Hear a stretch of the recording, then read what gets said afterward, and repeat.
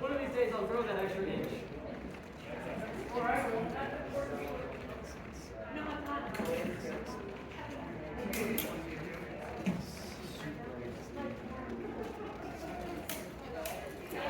I'm not minded for that.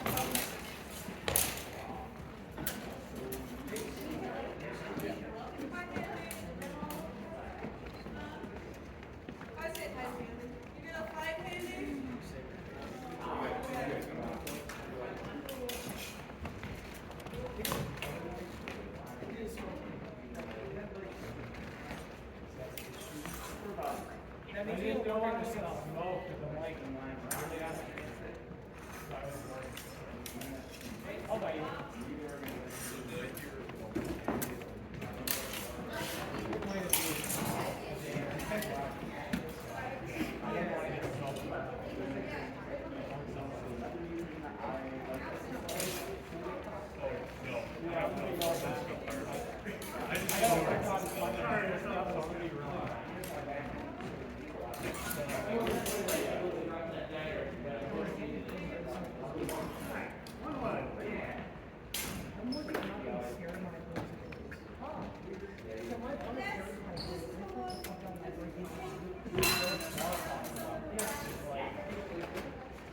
The infallible rule of sword is that if you want to offend your opponent, banish any fear and pick your heart and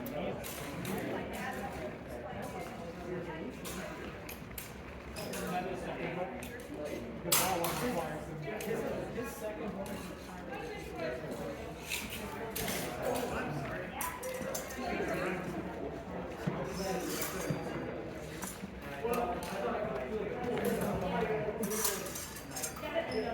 You didn't move back, and I was like, oh, so obviously try and run. 2-1.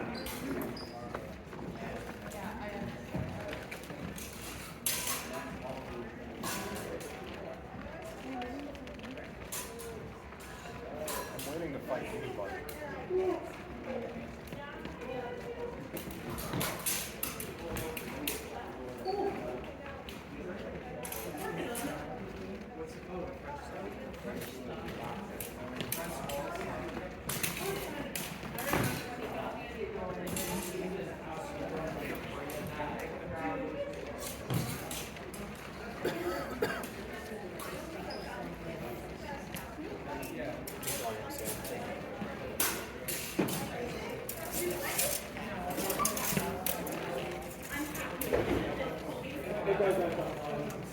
You don't have to do it. It's just a week, yeah, some of the bars.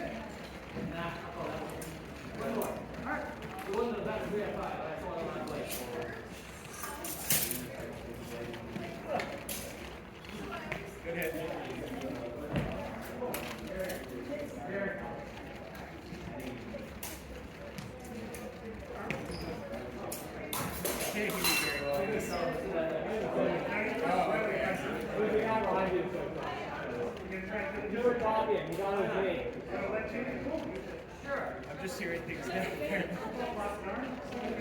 Yeah, I heard it.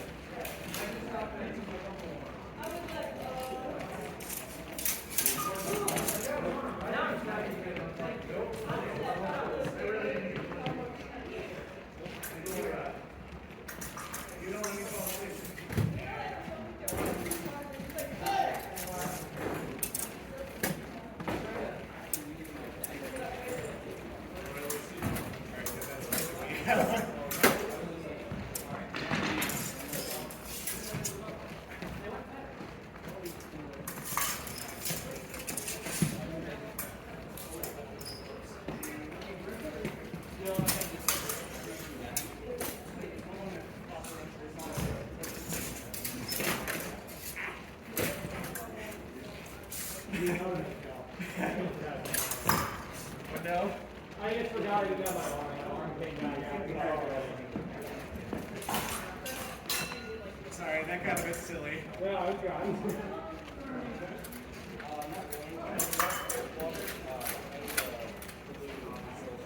It's evils. There's no possible way to defeat me.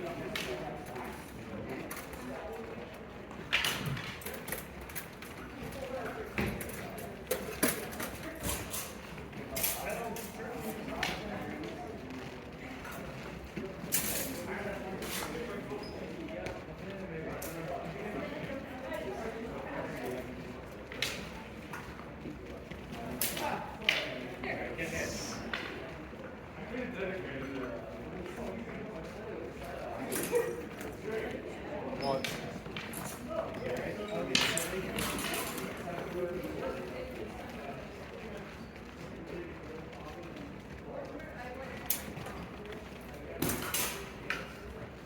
He knows that it doesn't get him out. Restart.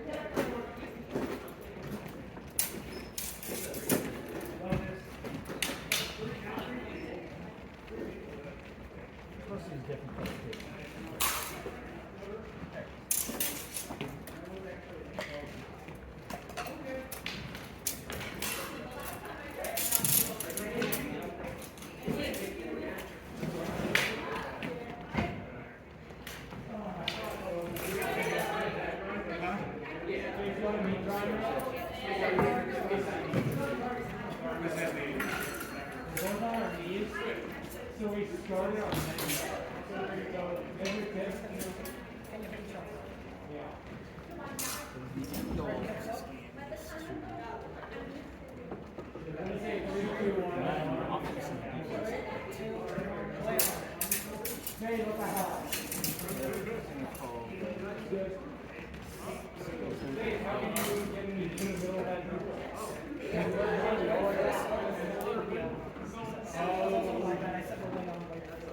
Point is, if you Yeah, sorry about that. do two things, so then I'm doing one thing, I'm always okay.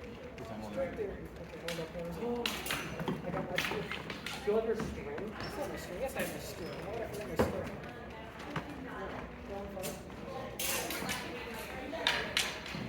something else that's really else. Italian.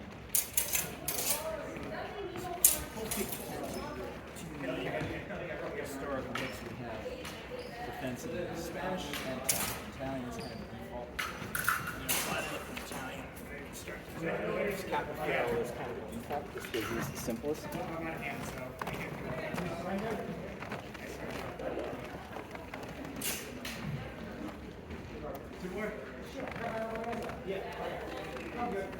Maybe we should be away from the pit. I can parry with it. It's like a stick or a blade with it. We'll go this way.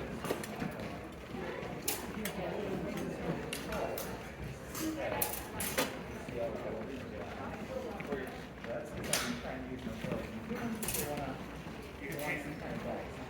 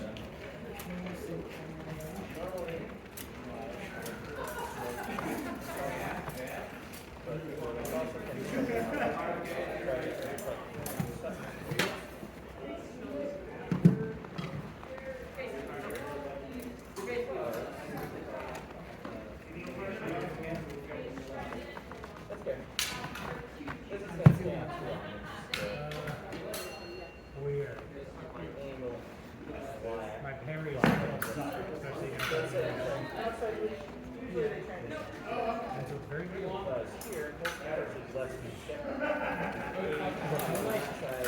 I still didn't know. So I try to line that up. Maybe it's See like, how well it- doesn't feel like something's going. I'm doing something.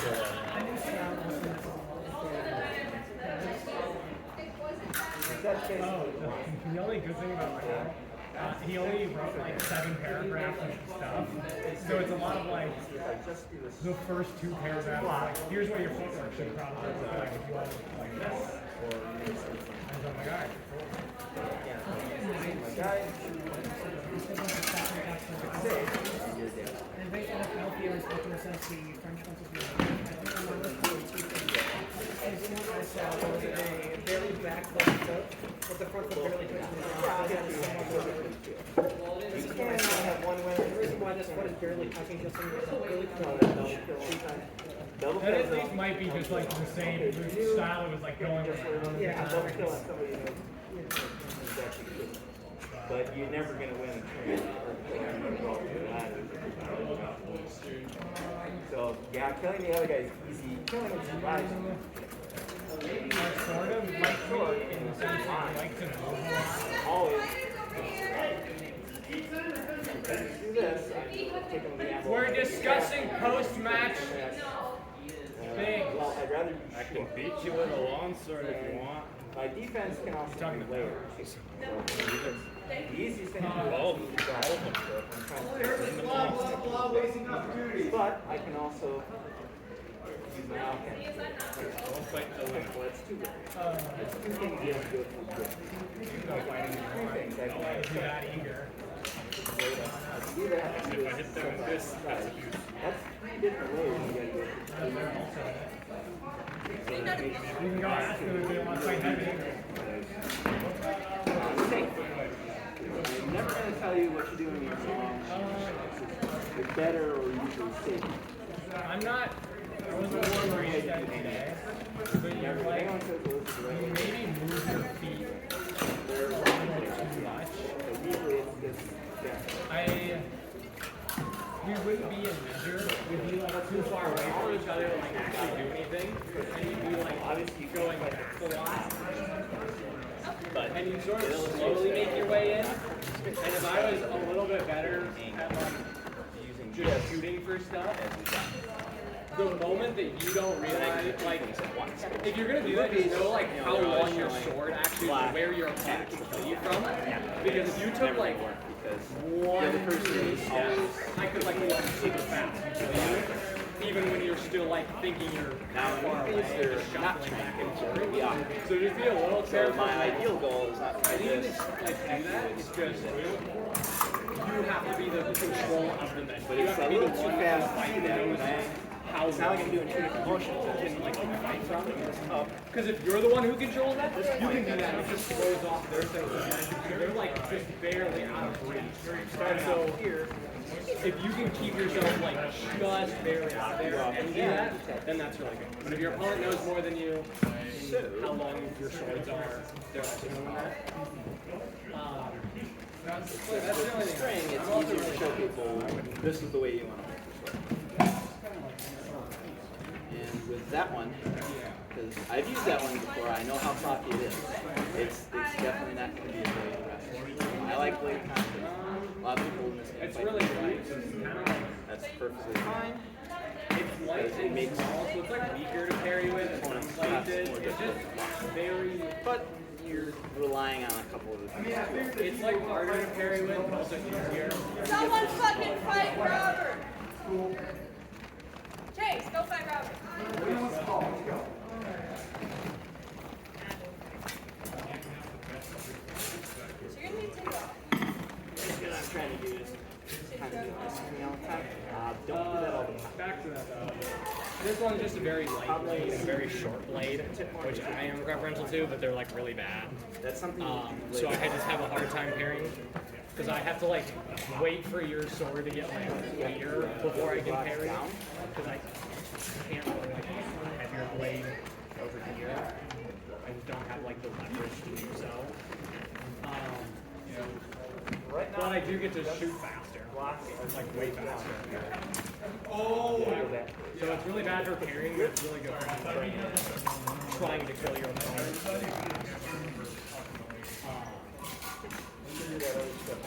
But most expensive. Just like that. And you might have to push this a little more on the side. Now you don't have to go too far. Right here. Give you way better advice. Damn. Because you don't have to go all the way out here. No, of course not. That's extra motion plus. But if you think of a sword fight like a fist fight, then it's kind of all the same. I was just talking about measure theory and stuff. Does that make sense? There a little bit. And we'll do it the light way. Light side. You always want this on no matter where you get exactly. There you go. No matter where you go, more or less here.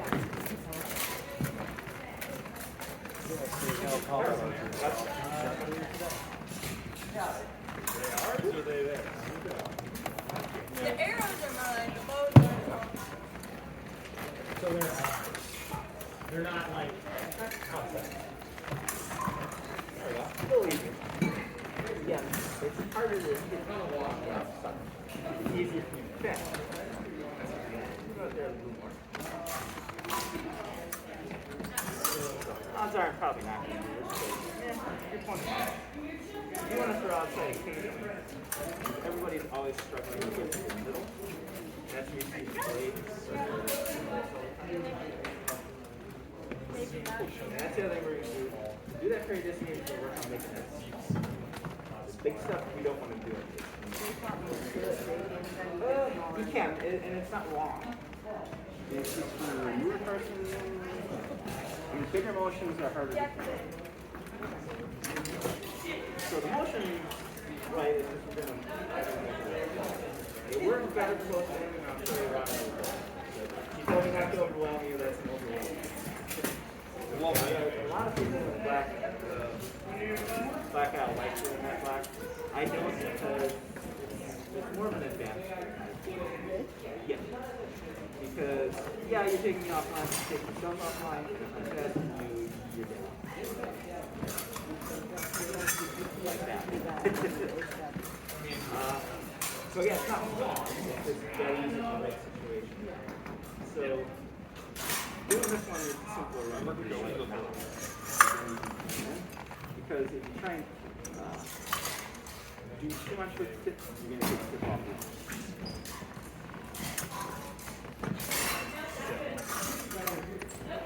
Yeah.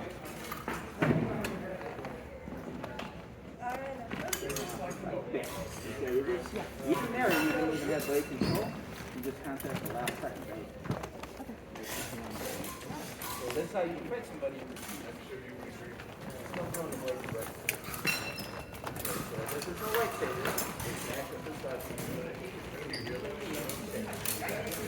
Yeah, some people will try and do something with that.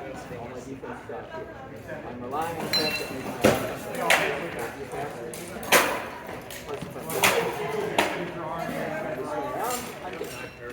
the defensive part is way out here and it doesn't help. At this stage, this is like that's where the point is at. Yes, US Navy got defeated by small sharks in existence. Do a little bit. That's good. No, actually. Are we talking like the smallest sharks in existence, like baby sharks, or like the smallest species? I was like a newborn shark. Right now, yeah. Sometimes like that. Sometimes sharks are big.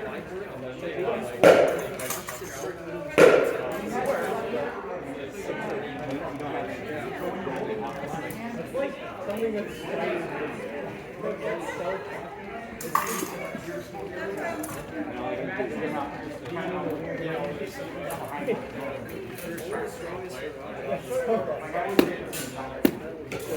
that one works better when we're far away. This guy will go around.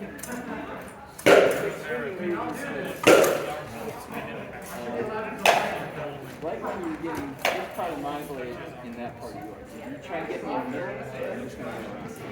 That's like I said, that's why we're not a big fan of showing that right off the bat, because it works better here.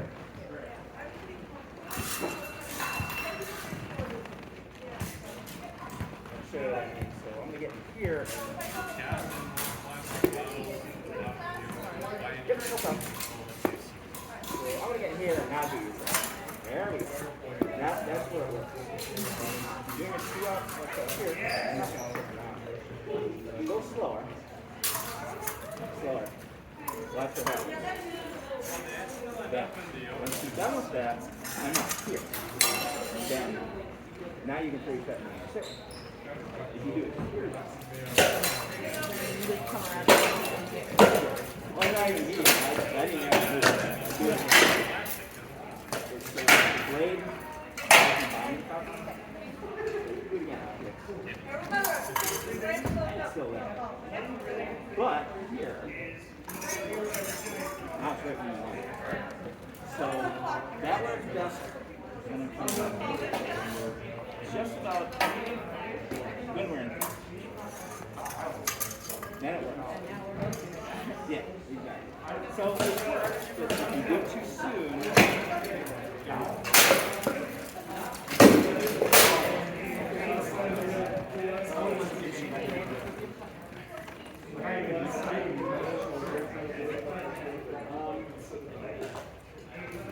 so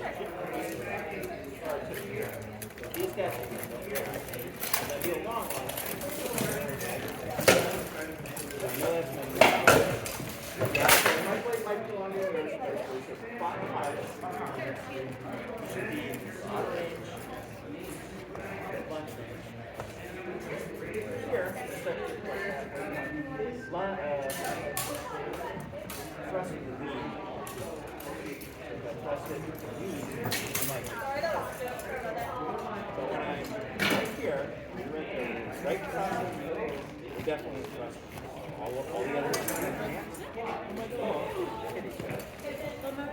that's a range. So obviously I don't want to be doing left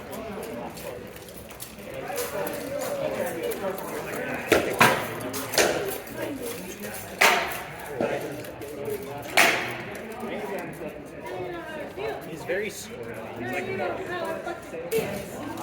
mean, I was almost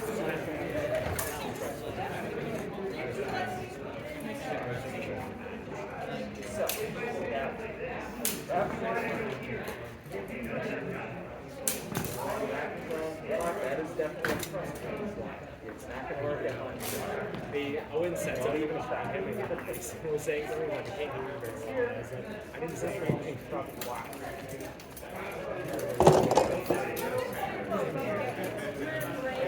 That's definitely.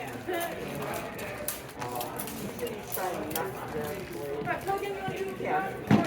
If I grab it from you, so I don't really play safety issue. I'm pretty much just going to be, I'm not going to be like playing it easy. I am just going to be trying to work on string theory though, so I am going to I just don't want you to think that I'm like, This is like a pop. Now, I'm trying to break the tip. Be careful. So, I never ever even you're always going to be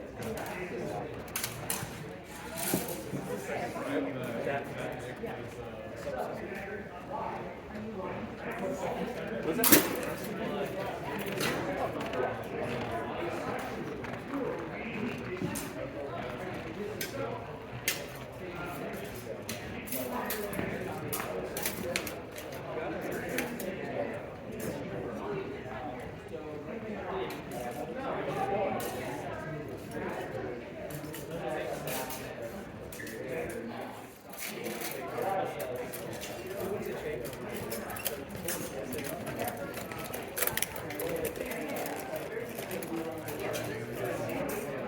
Do you want to turn it to top on that?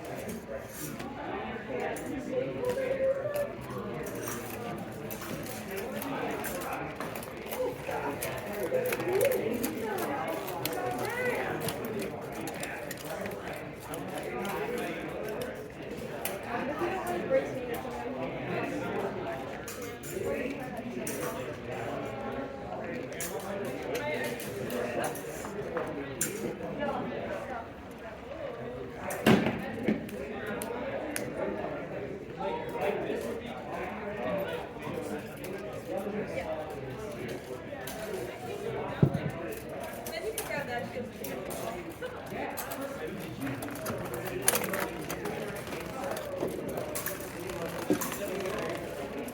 Can I borrow this? Yeah.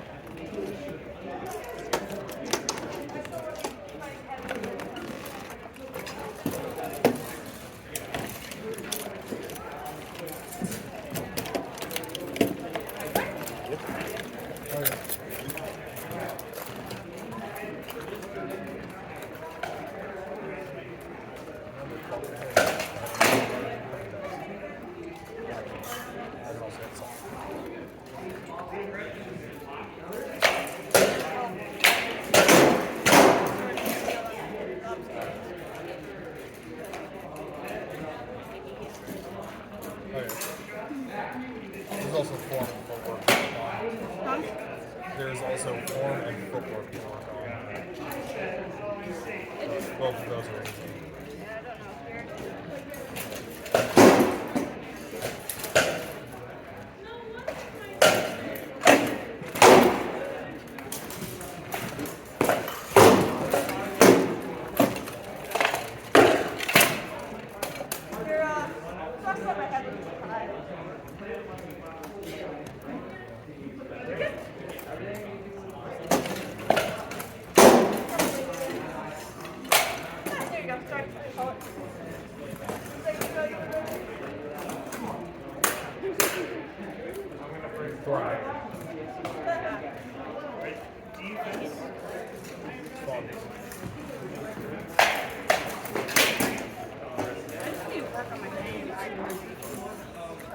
Yeah.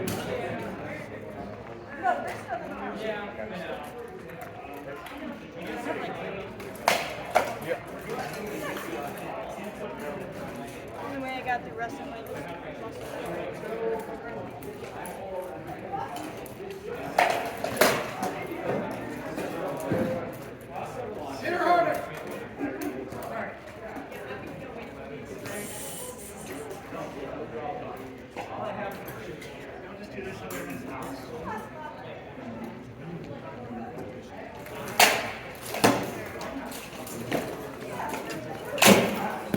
Okay.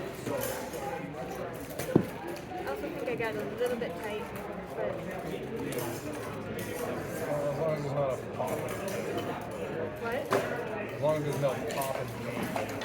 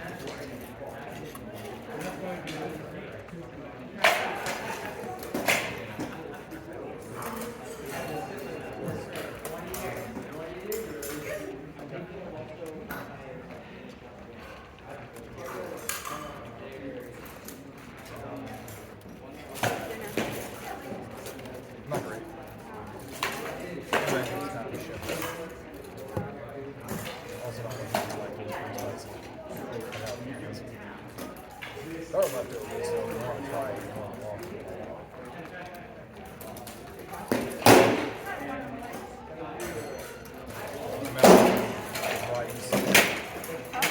I'm added to rice, chicken, and a cheese sauce.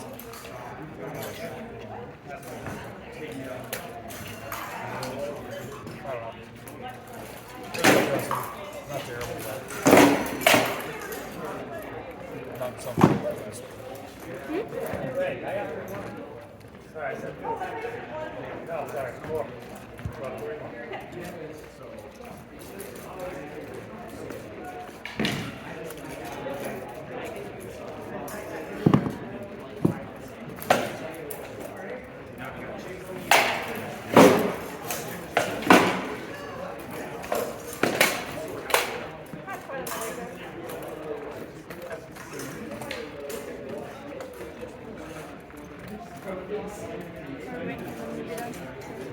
I mean, we can find out. Plus, they're also almost done anyway, so by the time you're back, Huh? by the time you're back, you can't pull the dog. Okay.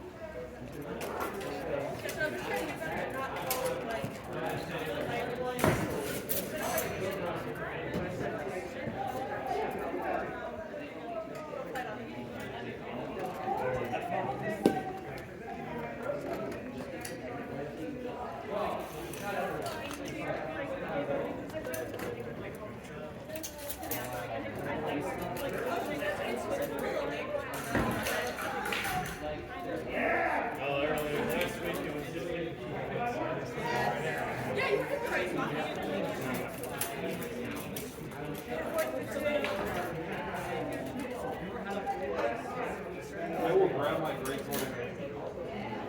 Don't look at me, I'm not fighting.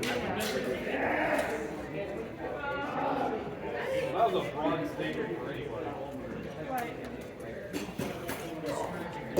We talked about this, but anyone didn't be in the garage, I don't care what movie ever what it is. The attention for going to Throw the gloves and goes. He's gonna become a hockey man. One of their stairs on that is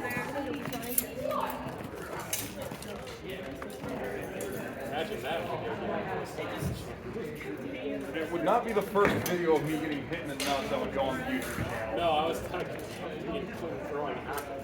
Oh, that'd be brilliant.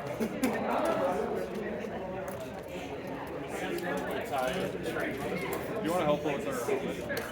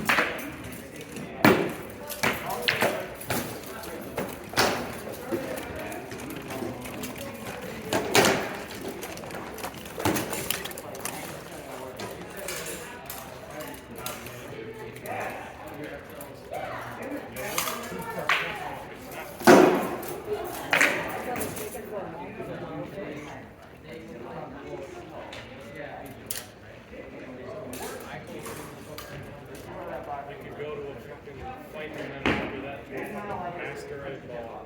Don't fucking meanwhile, mine hospitals up there just like gets hard for me.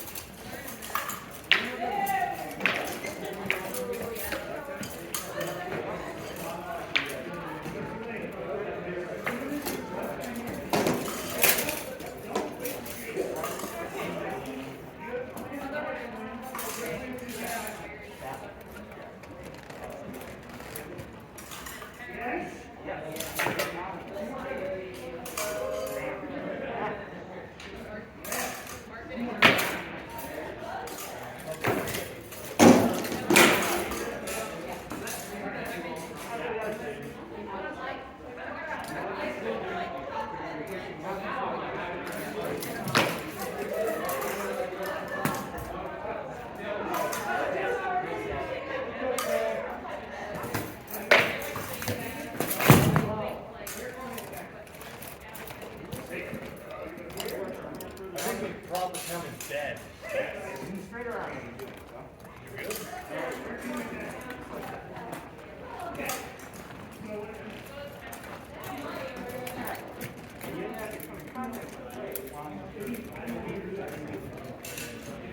good?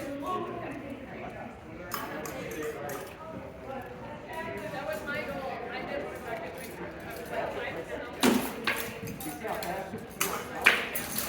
Sometimes you mess up, you gotta get your head.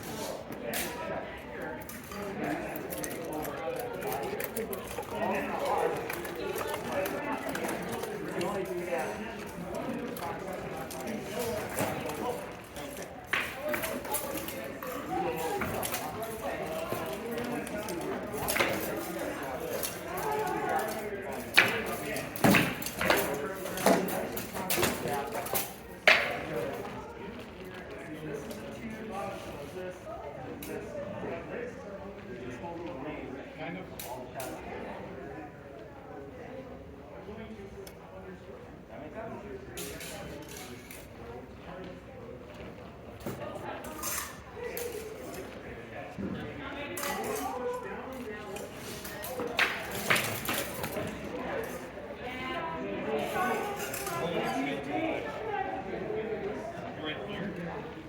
Watch out. little bit lower. You still have some.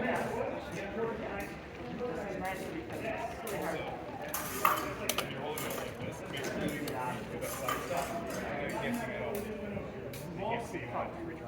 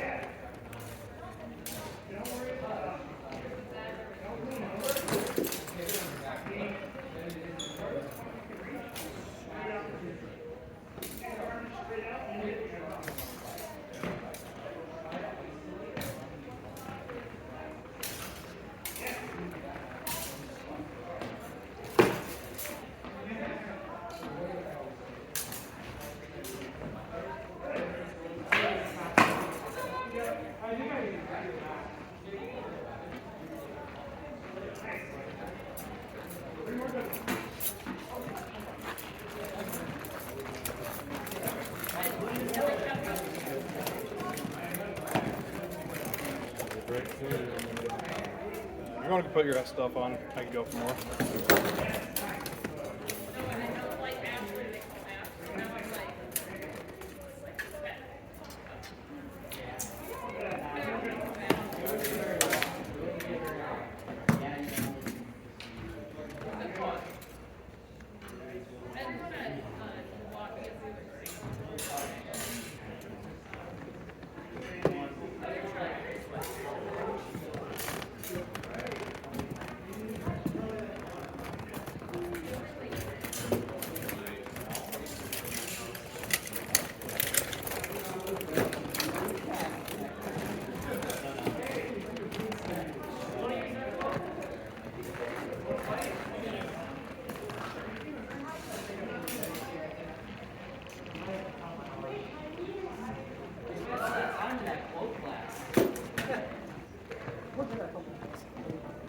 This is the greatest question.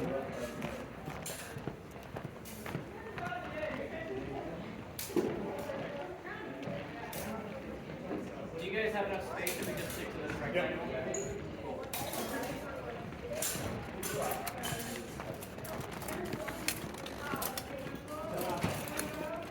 Put all your weight forward.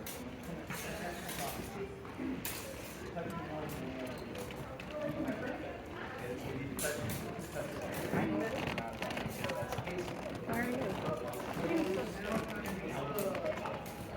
I feel like I am failing and then making a fool of myself and I'm wearing the stupidest thing ever. Everybody else has blue stuff in. I mean, this is just hard.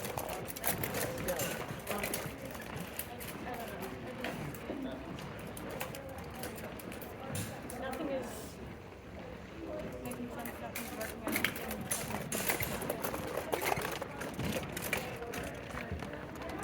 Oh, so do you have any questions? Don't be afraid to ask. I don't think I have questions right now. I feel like it's just the experience part that you gotta get. Right. There's only so much you can get from here. Yeah, and that's what she was talking about, me not giving you too much information, so I just wanted to double check. But feel free to ask me or anyone else out there. You know, we got a good crew talent tonight. Robert there, standing on the right. He's probably one of the better countries in North right there. Patrick over there in burgundy and white, who used to be a student here, he's doing mine. He's gotten really good. He's actually gotten better than me. Those two are really wonderful for asking questions. Not sure about the other guy there. I kind of know him, but I've been kind of out of the game because of injuries and whatever else. But he's got a yellow slash, so he's got to know what he's doing there. What is the sash? That's kind of the mid-range ranking fencing.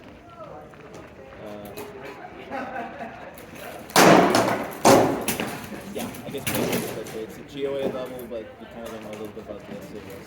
But basically, the half width. A red collar is kind of the fencing equivalent of being a square, and then the white collar is a dot, the fencing equivalent of a knife.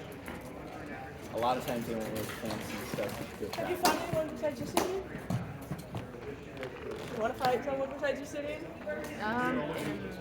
Okay. Just had gone. Just taking a break. But yeah, especially when you got a big pool like this, fighting more people is definitely a good thing. So it's everyone. That's a good thing. Well, we'll take my people there. Any questions?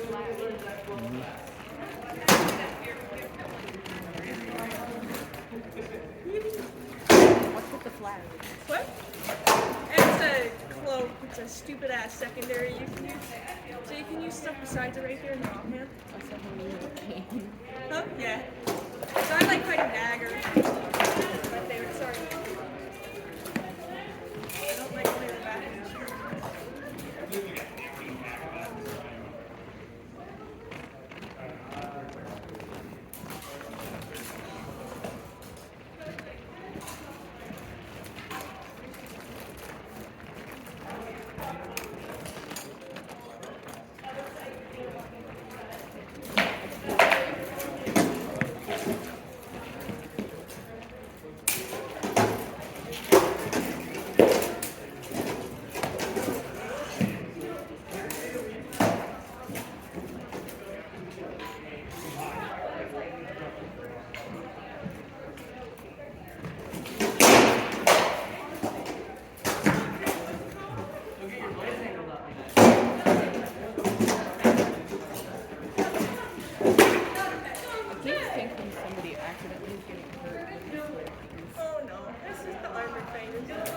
What? Were you being loud? How do they?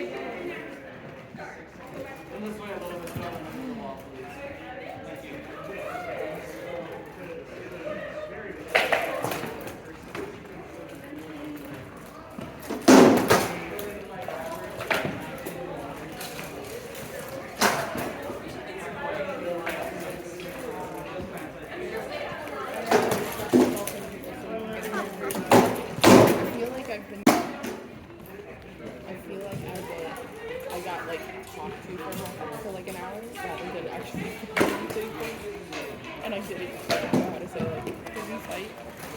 That's okay. Yeah, City. He's a yapper. He likes to talk. But he has good advice though. It gets so hot under this thing. But yeah, feel free to fight whoever you want. I suggest Brett, the guy out there. He's fun. Or Lizzie, they've won in the green and jeans styling. Or Robert, or Patrick, or Dante. They're all mods, so they're pretty good. Just see them come through.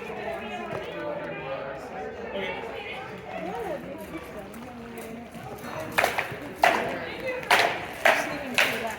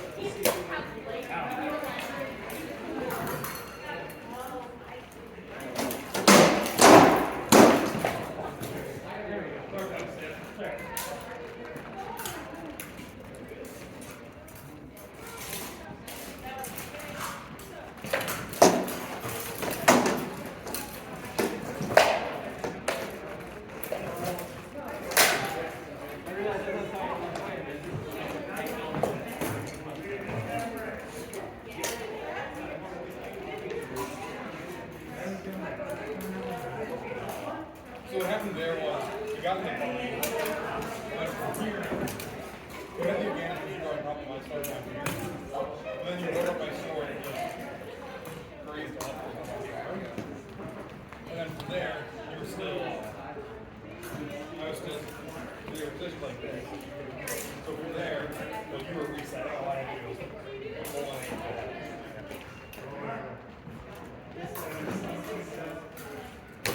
The better solution is to drive it in my fucking head hard.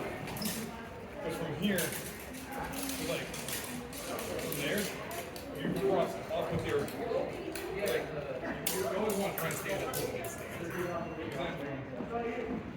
You're down here. I'm trying to get all this. Drive and drive all that momentum into the side of the head. You do that all the way up or either way up. Head to right, foot is up.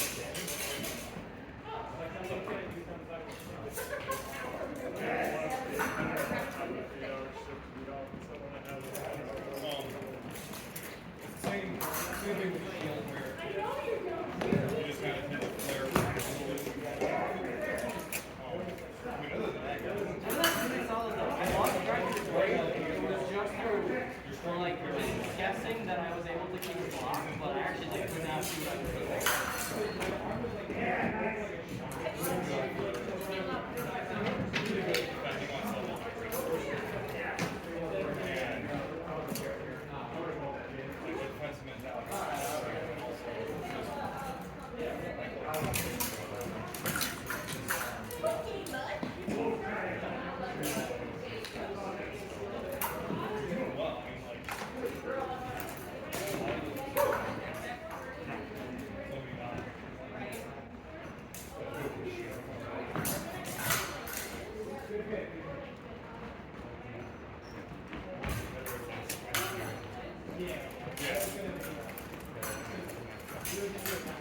At one point, my blood was no, you haven't defended your own. Salamander or some shit. boy, I had that happen where I was fighting the guy. Yes, we had up here. Somewhere. He was a real good fighter. He had like a truck.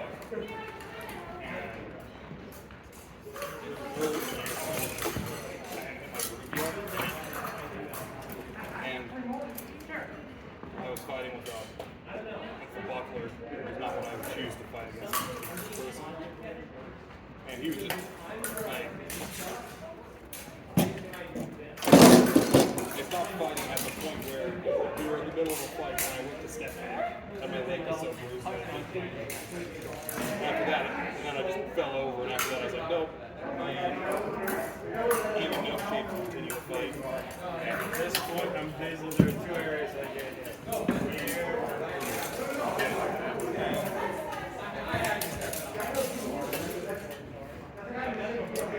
I mean, it's kind of, it's weird in the sense that, like, the most common places you get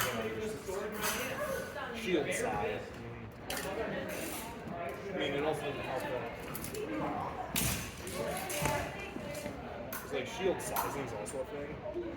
Where when you're bigger, like you don't want to have to move it jam. So a shield that you can effectively hide.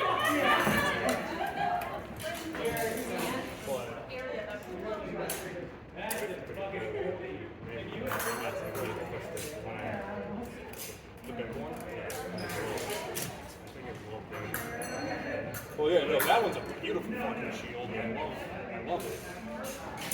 I love when people fight because it's big enough that it is really hard to fight. I hate to fight against it because it's really big and look. So like it's a good shield. Yeah. It's gotta get some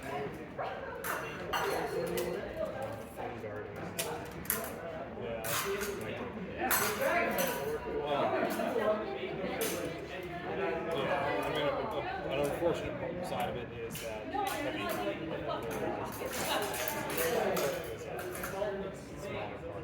small part of the group. I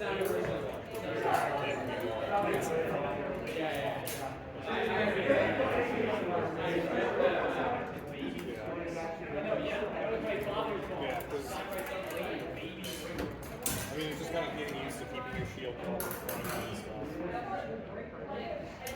When your shield's in the right place, it's a lot harder to kill. It's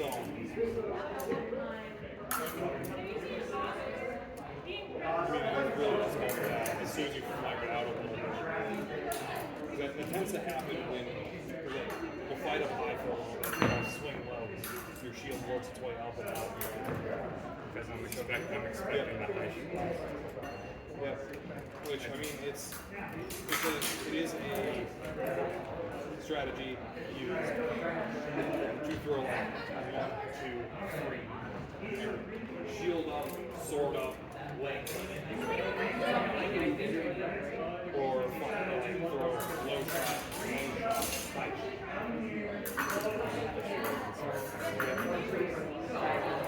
A lot of that's just kind of working to build yourself. Once you get good at making your openings and such, everything else kind of just falls together. I mean, once you can rely on a person to do what you want, shit gets a and then it's also just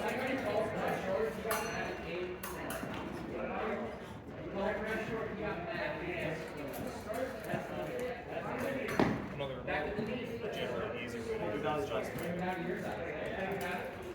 fighting, constantly searching for I'm going to take a little bit longer to break on this one.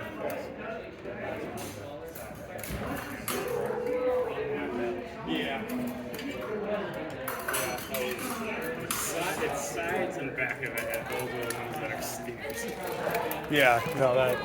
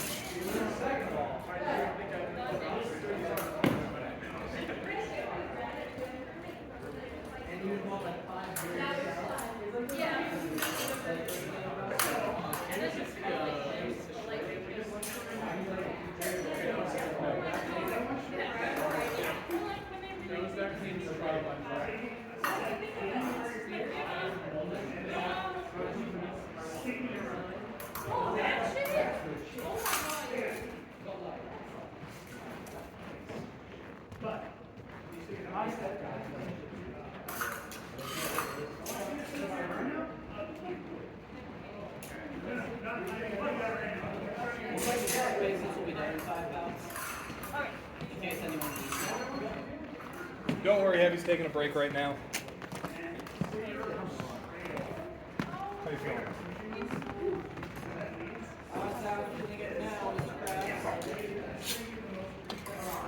Yeah, this ain't an easy thing to pick up.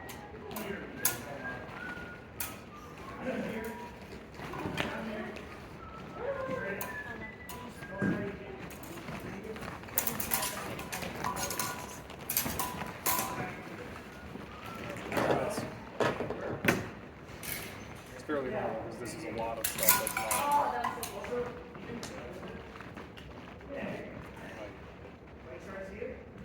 There's not a lot of this that you can really wholesale take from any other sport. It's a lot of little pieces that you can kind of piece together and figure it out. So, It was in the spot to kill me, actually. I know, I'm so... Where were you? I'm gonna get back. Nobody else here yelled at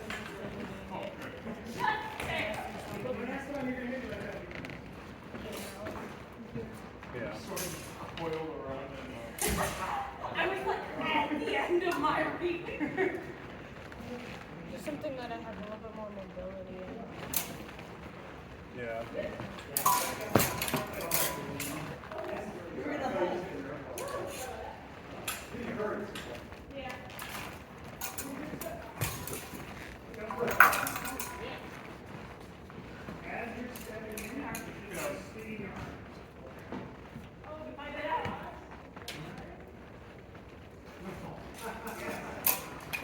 I do it every time. That is the only problem I've ever had. I've walked out with like my wallet and keys, but never my phone. Never my phone.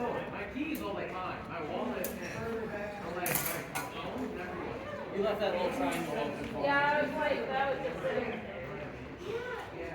Still got your warrant yet? Yeah, sorry.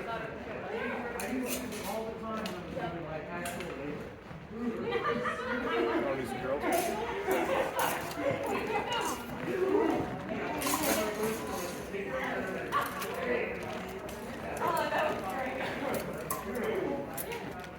Ain't good. Here, we're ready to Sword and shield.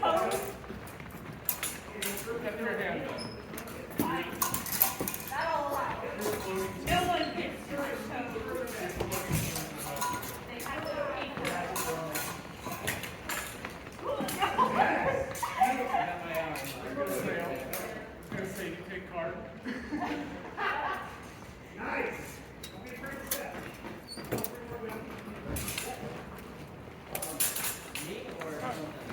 This square again.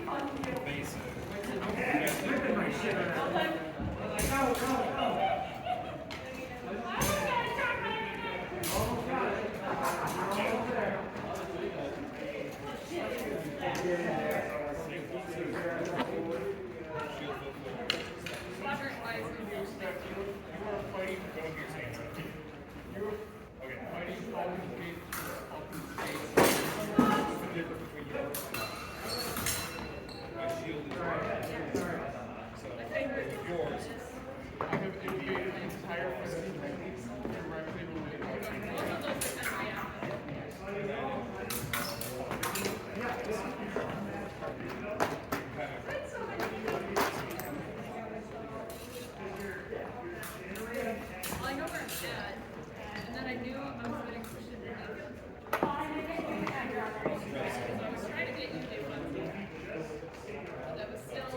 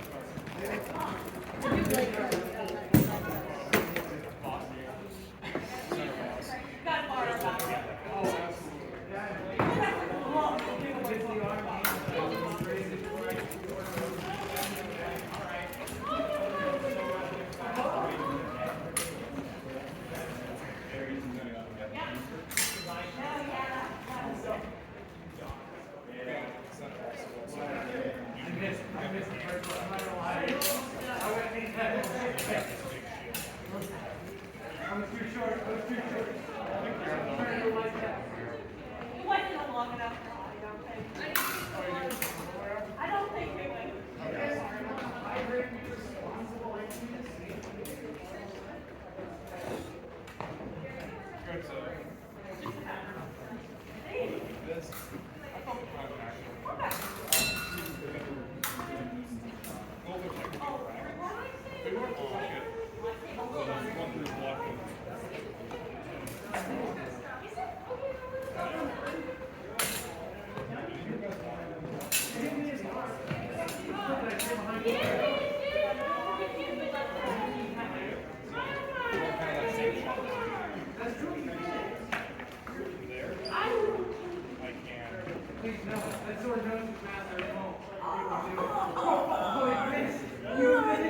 Oh my god, that's crazy! You okay, you got Really?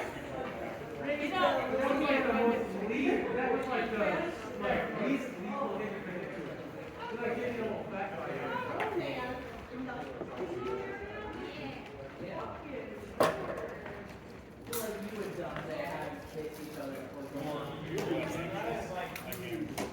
I have video whatever.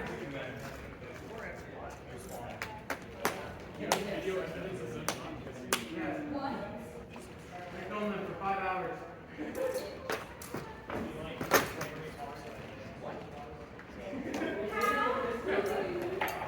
She makes noise in the back of his head.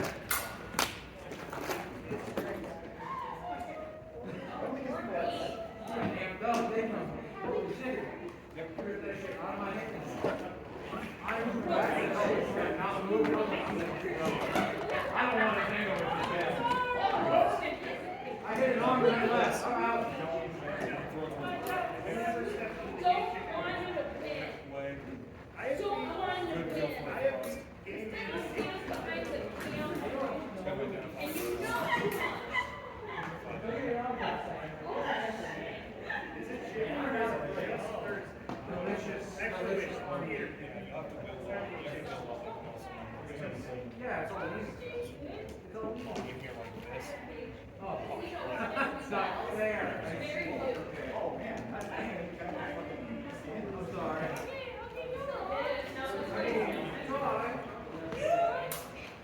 I was not happy about that one. He's not. He's not there. And I ended up saying, I got to see someone who's like,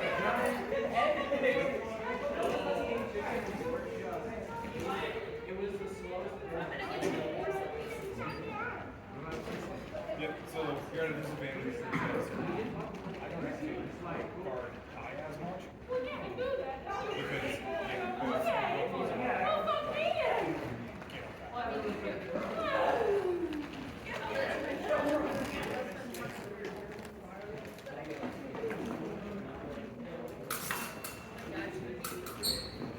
decent choice.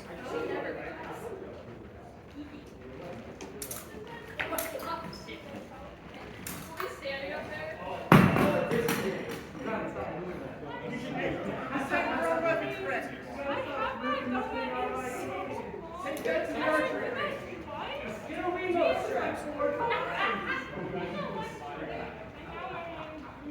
you're just doing it. The first time I watched it, 2, 3, and 4, I'm not sure. I did it twice. No, that's not true. That's like the third.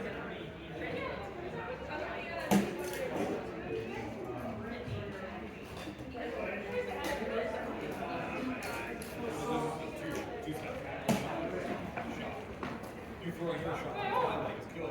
I open my eyes. You run You need to react while doing this. Trying to get that shit right.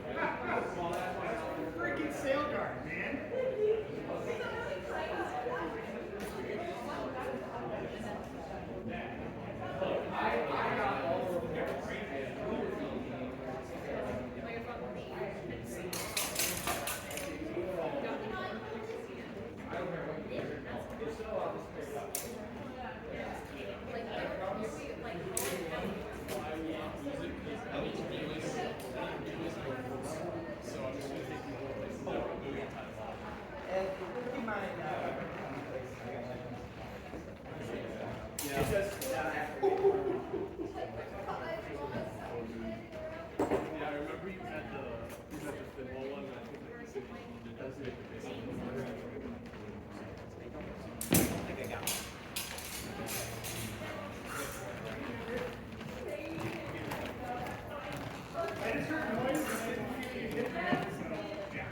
These are all full. This is the one I'm using for this. I think it's gonna stop this.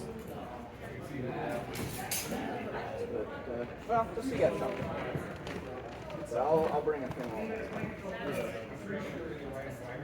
You be coming this Sunday? No, I'm going to drop. So this is the last time you're going to see me for 2 weeks. So that's why I'm hoping it's going to give me this touch. So I will not be there next Friday. We're going to be hitting the road. And I don't know. Someone's not going to open, I imagine. Yeah, there's a Quintet in the road too, so we're not going to practice. This one helps. Normally I have you guys ask Constantine about the although he isn't I'll try and get a hold of him. Maybe. The plan is right now is I'm not going to host practice. Okay, well I will ask you. That's it. But we'll definitely have you come after that. Oh yeah, well it's the guys don't like using the short pieces. And once it gets below 3 feet, which is most blade length, they don't like taking the job. So just sometimes I'll buy them if I get to take the full length, but if it's a partial, they don't. It's just they don't usually use the thin wall as often.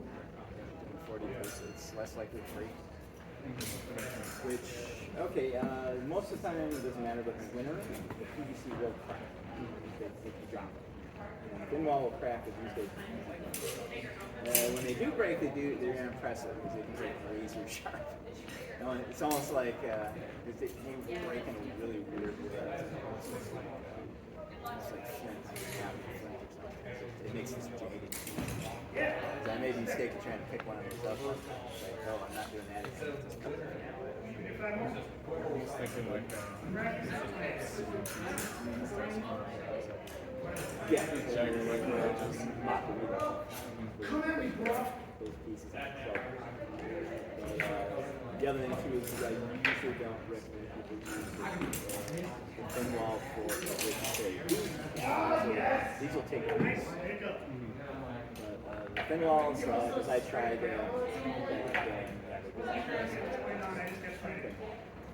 think you saw me actually. I didn't bring it today, but I have a so there's a restoration project going on in my home. They did is they cut the wall in her story. Okay. And so there's this really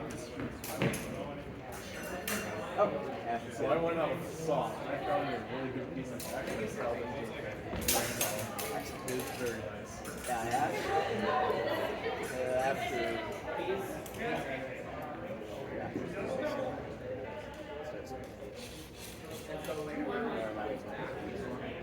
Ash was the second. So if you know the goal, it can take flights too. Yep. It's green ash too, so Perfect. Yeah. So it's like for a long time. Either probably not as good as ash, maybe partially Clark's music, or green. I'm not sure. Time will tell. Yeah. What I had, that was maple, and that last. It wouldn't dent, but it wouldn't split. So I think it wasn't such combat. I think what happened was somebody stepped on it. But then I had Fonzie Kane who was using the wheel, and that's yeah, I had that maple for years. It held up. Good to hear.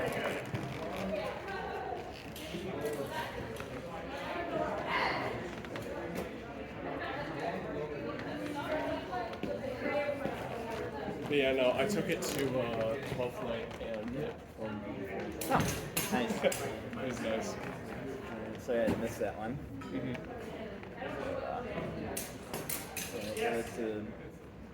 Let's do this coming back, and she's doing that string thing. And it's like, okay, that was interesting. So I talked to her on that, and she said, and I said, and I thought he was teaching a fighter string. I think he was probably going to teach that one.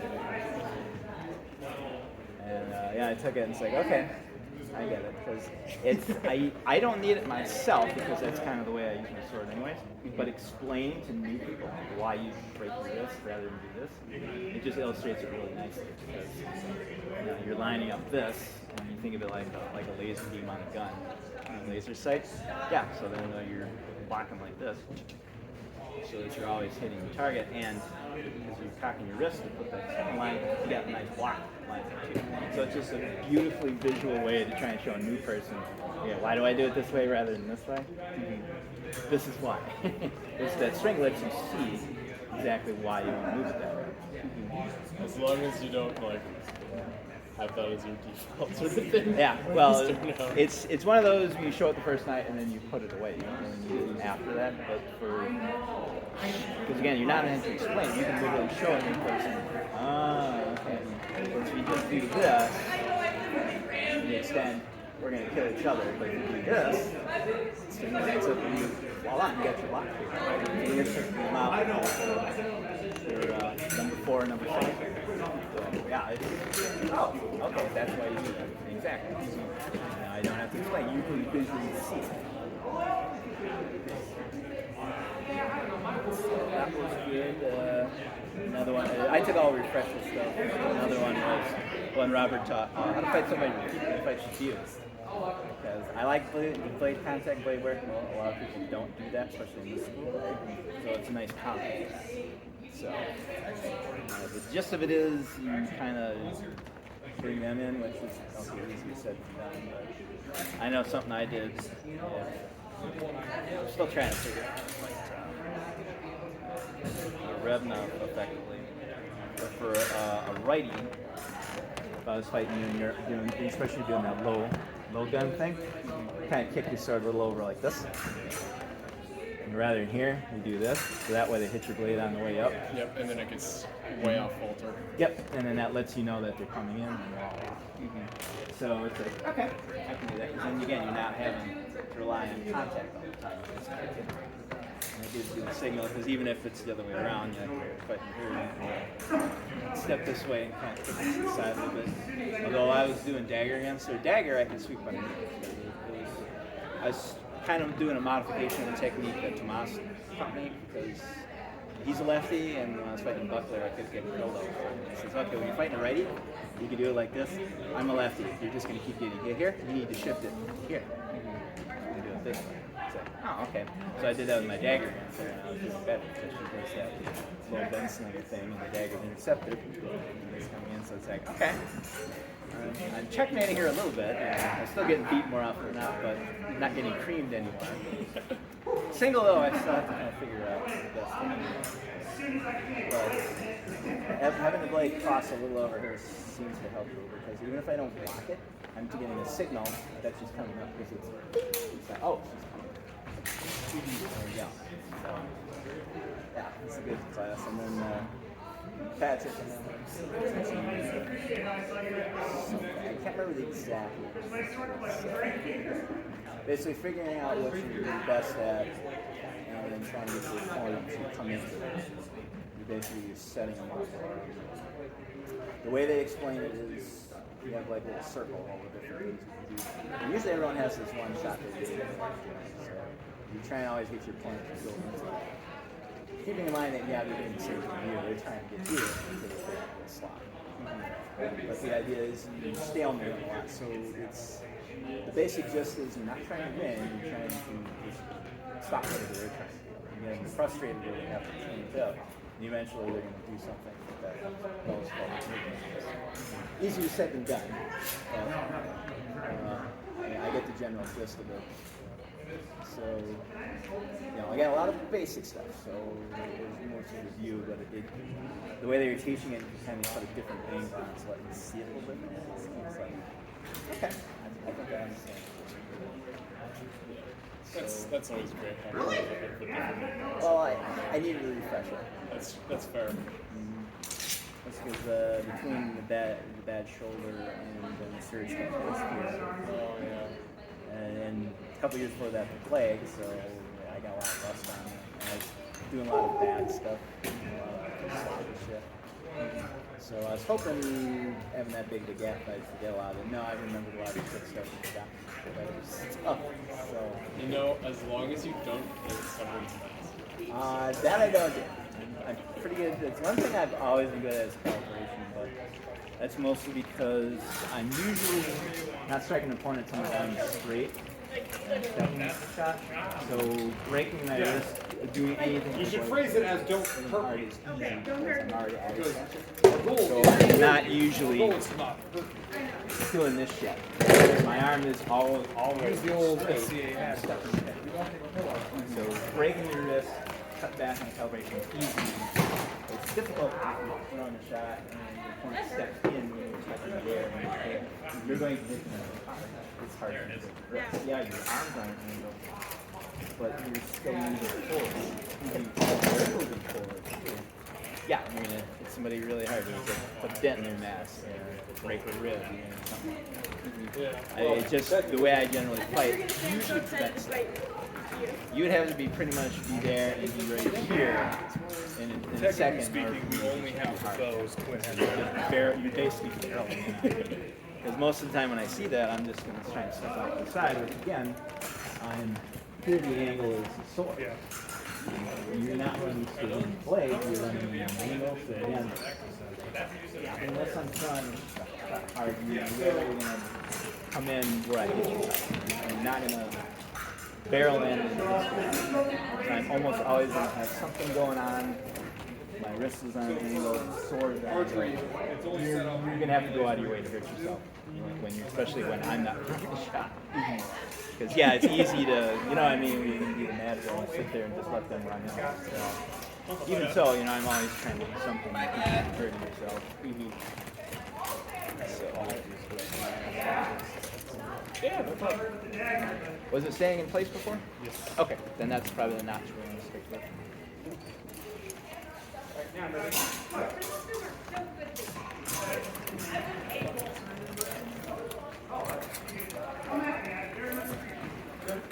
Oh, whoa, whoa. Good. Not for me. Not shit with the strap there off. This is gonna sit down like It's one. the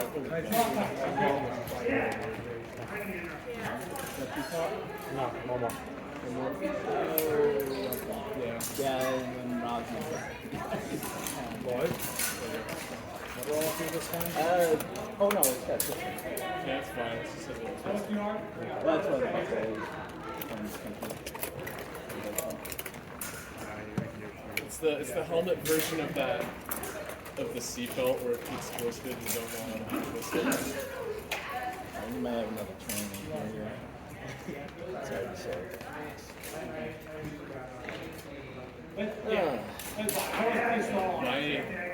The one built-in yak defense I have is that I like some really weird angles, so it's hard for me to have bad calibration. My wrist is already broken. Exactly. If your arm's not straight, voila, you already got a wrist. So yeah, exactly.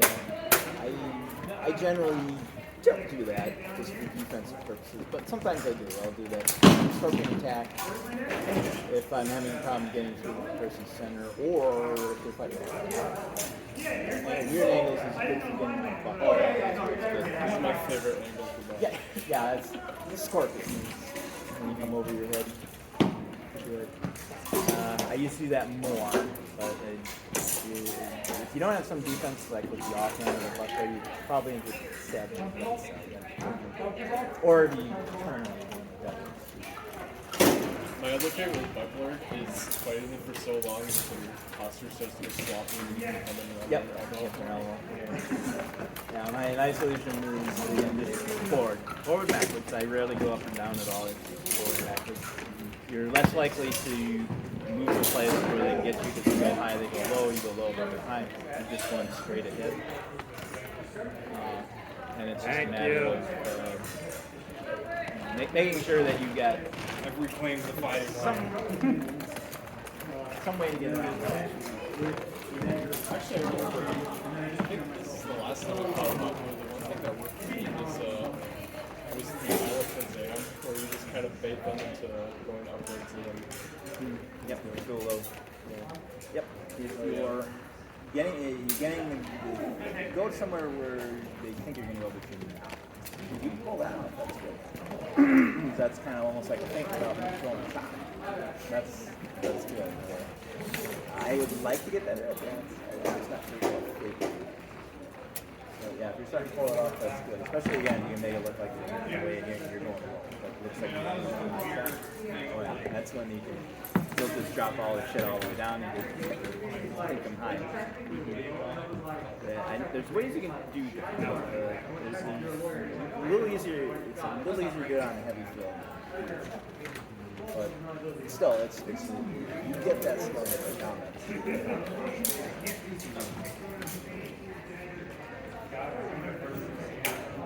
Yeah, it's too much fighting, but they were going to do melee stuff after the classes, and they moved up the court. But I kind of had a little bit of an injury going, and I didn't want to exacerbate it, so I wanted to fight.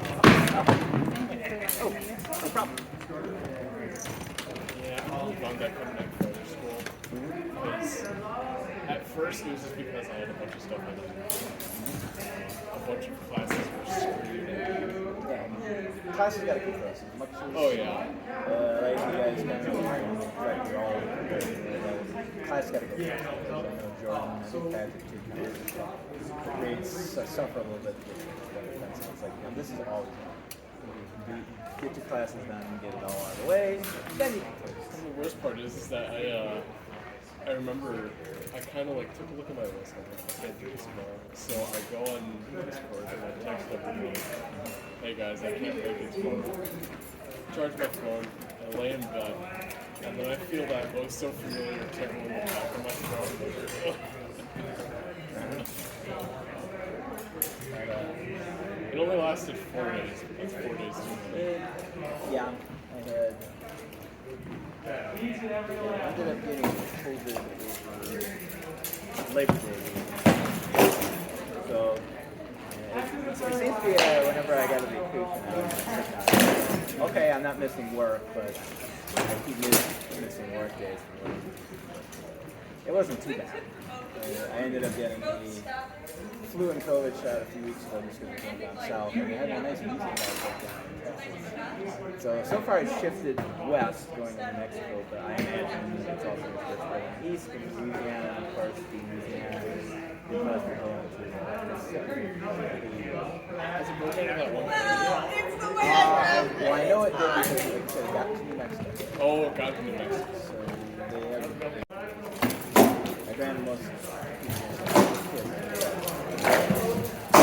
they haven't had a music out for anywhere in this country since when I was a kid. I'm not sure when I was 70s.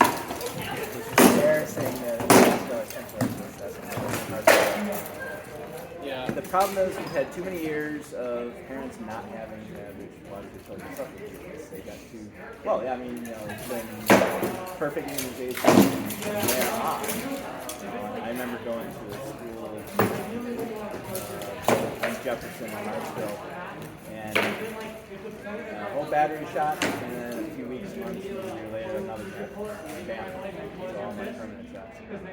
Measles, mumps, polio, the whole thing. I got it all done before I was that was way good.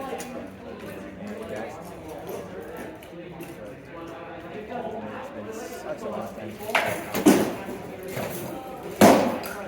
Once you can treat one, so you don't worry about it. Those tend to be the nasty ones. Yeah, because it's an RNA, and it's the RNA virus. The RNA is the DNA viruses tend to be nastier. You can come up with vaccines. They stay. DNA viruses don't change. So RNA is going to be I remember my biochemistry, that's been 2 years. retroviruses are good. Yeah, and they are, and COVID's around. Yeah, it's kind of along the lines of the whole virus because it looks like a B20. The whole virus looks like a B20.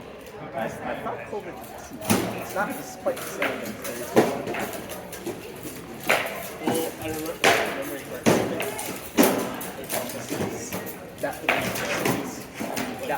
Influenza, corona, and rhino. Yeah, exactly. So yeah, that's another reason why. Yeah, there's all those out there. If I remember right, I'm pretty sure measles, polio, that's Ian.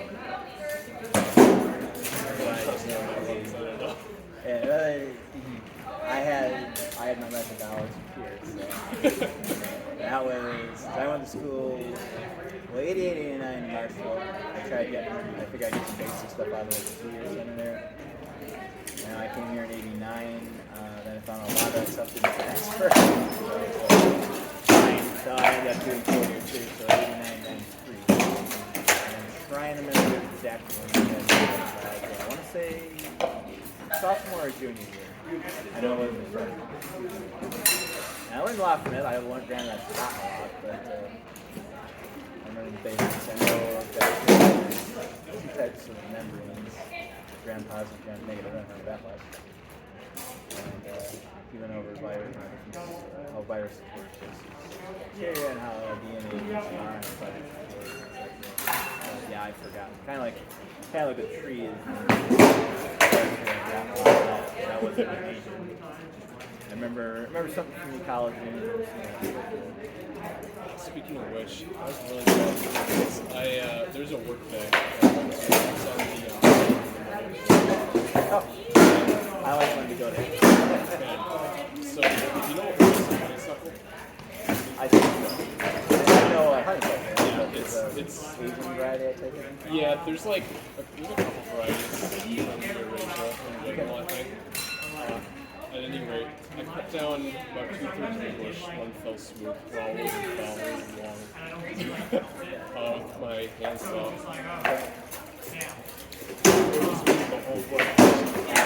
That's a big honey stuff. I feel really bad because I ended up tossing away this one really good stick that I cut off. Because the Arts and Sciences tournament coming up, it was a really good piece of wood that I was thinking of making to a shillelagh, following techniques to the best of my ability. And it's traditionally made with blackthorn, which is also bush, so it's a little bit of the best of what we have. I suppose an anachronism, but my little guess what? yeah, my little pet project to at least acknowledge arts and sciences is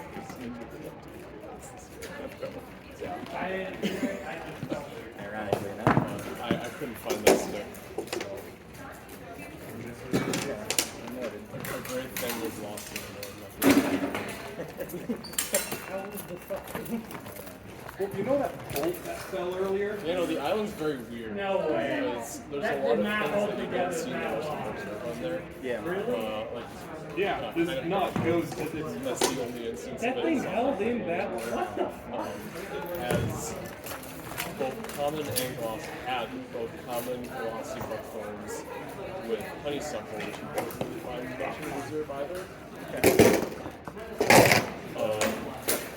So in the base of them, up on the island, it's maybe bird droppers, unless you know that in a boat or something, or something.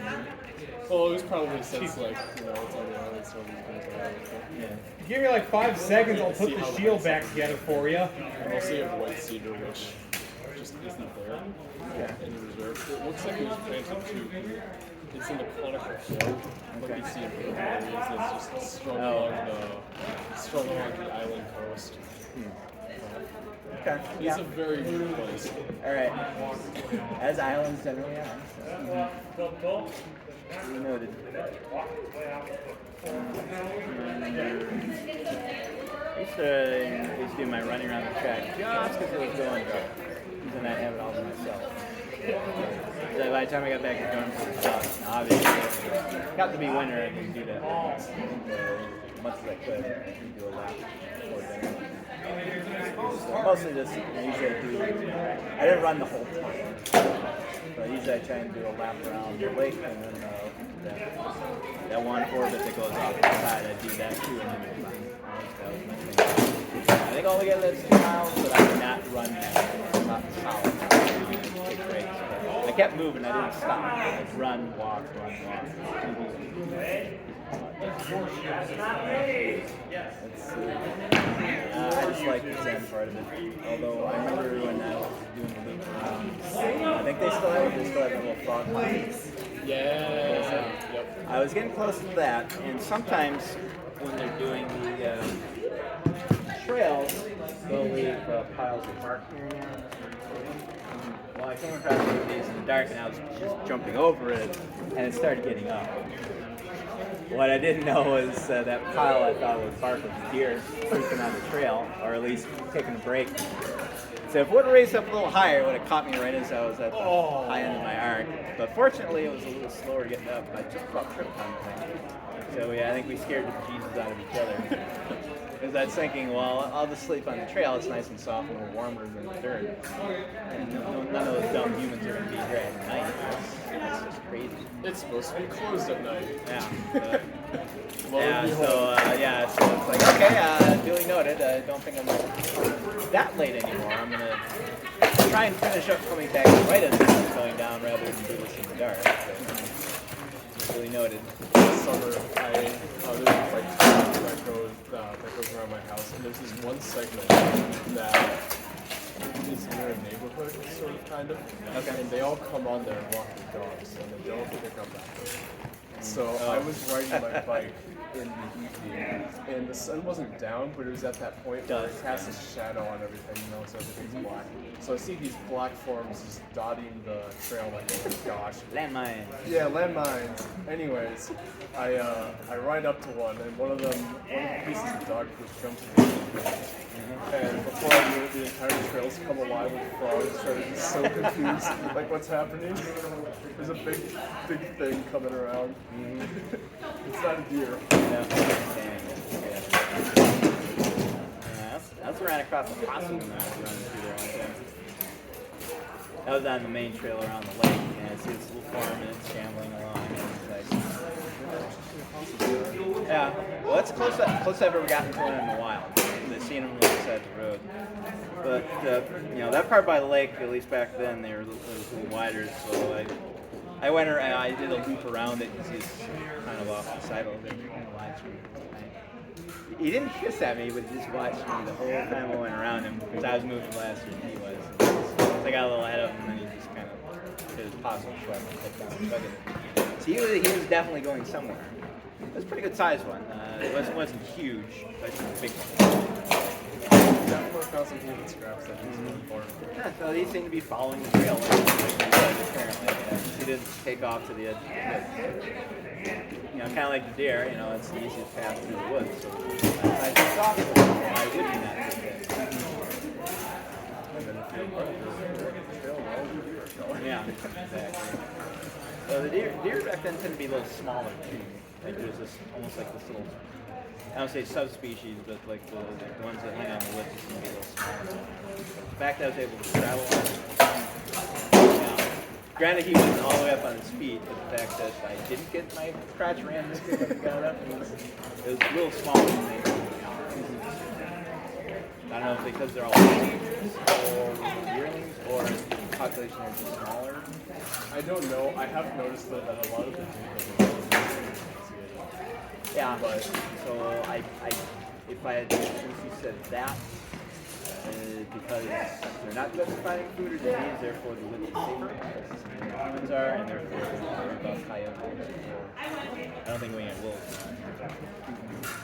Further north, I know in Tomahawk they do up there. What the hell is that? Tree hip. I know they're there.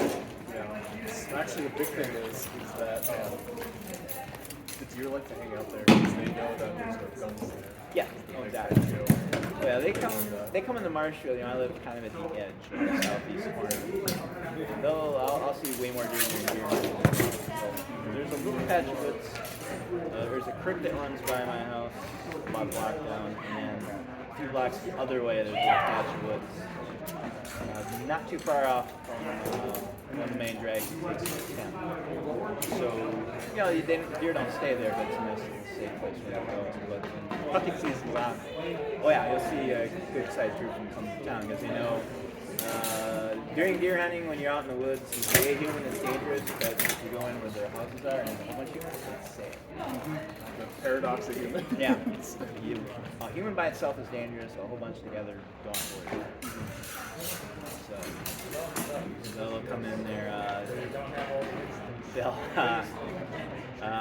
My neighbors have bird feeders next to the house we're kind of playing, and they'll go over and knock the seeds to the ground and eat the seeds. Because I've seen them do it. They usually do it at night because he's got a motion detector light, and whenever that light comes on, if I look 9 times out of 10, it's wildlife.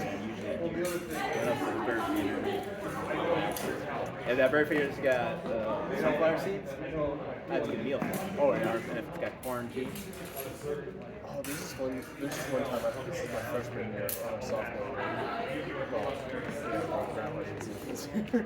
But in the prairie area, kind of by the visitor center, there was actually all the males gathered together for a big old fight sesh. Okay. It was kind of funny because you could see the whole social dynamic play out. Because right in the center of the prairie, you had the 8 and 10s, you know, sparring out. There's a real actually a 10 guy, just running around in circles, kind of picking fights.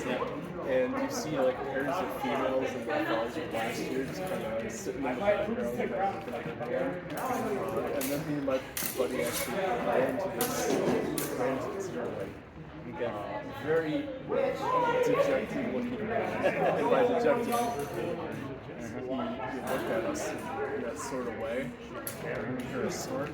And next thing you know, we're trying to walk away. Let's pick a fight with something he knows he can use better. Yeah. I'd probably take on that biped. I don't see me losing this fight. I'll grab the louder one down. Just like that's where we had a part. What? We're both doing? That's our version of Rut. It's our version of Rut. I didn't even think of that. Oh, it is. You apply the same dynamics and bring in their same form. It's like, wow, I'm checking all the boxes. It's like that one study that found out that monkeys have the same drinking habits as humans. There were some that socially drank. There were some that drank and like to look up during sex. There were some that drank. Just go in a corner and sad monkey. Keep him coming. He stole a little martini, just sipping away. Yeah, leave picture. Yeah, we didn't invent that, we inherited it. It just looks a little different. Oh man. Now you just made me think of my cousin's wedding ring. You could tell how far you were into it based on the size of the piece. Yeah, it starts with the shots and it evolves into the whole picture. Yeah, exactly. Increasing your volume. As the night progresses. Depending on how well your social connections are. I'm sure the more booze you're drinking, the less well your social connections. The donut monkey in the corner. It's the norm.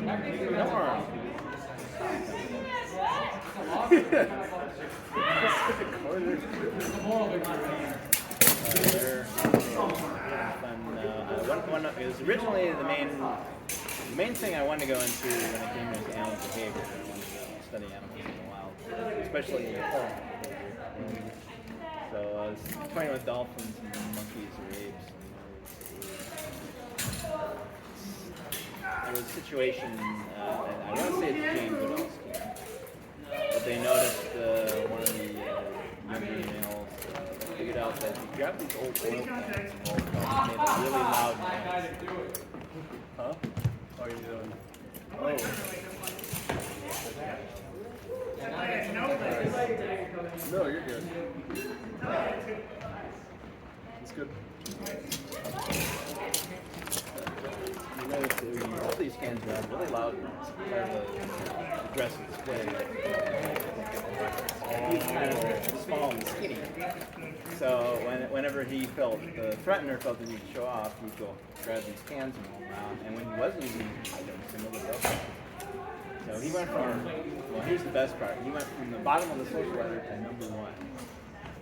Using tools in this situation. Using cans. And It was the chimpanzee equivalent of like a monster truck. yeah, exactly. Making up for his physical inefficiency. Exactly. He wasn't very big muscle. But yeah, so there's an example of using intelligent behavior for social upgrades. There's footage of that. I'm sure if you punch that in, chimpanzee anti-oil can or something. I'm sure that footage is available. You know, this is back before interwebs and everything else, so I had to use footage from 2 different animal specials, because the other one I did was on baboons. I was doing intelligent behavior, but after it was a group project, they wanted to do aggressive behavior, so I did aggressive intelligent behavior to make my way. And the other aspect I did, so I did the chip first, and the other footage was from that where I was going up baboons. And going up the car. Baboons, everyone's familiar with that. What they don't know is quarters of the group are made by females. It's kind of like most animals, that's the core of the group. Because the males come and go. Yeah, the big males might take over, quote, but eventually they go. But otherwise, But unlike a I'll lion, give you where you have 2, baboons can have a higher. They have to work their way up 2 chains. And so rather than females change groups, usually the males go to different groups. So these males have to work up a food chain. So and they got to do this game of chains. So they focus in on this one, and he's pretty scrappy dude. But he's gotta make some friends. So there's this young female that just. And when you see the footage, you see him, giant male, babysitting this little monkey. Neither one looked very happy. It's like the human equivalent of a honey I over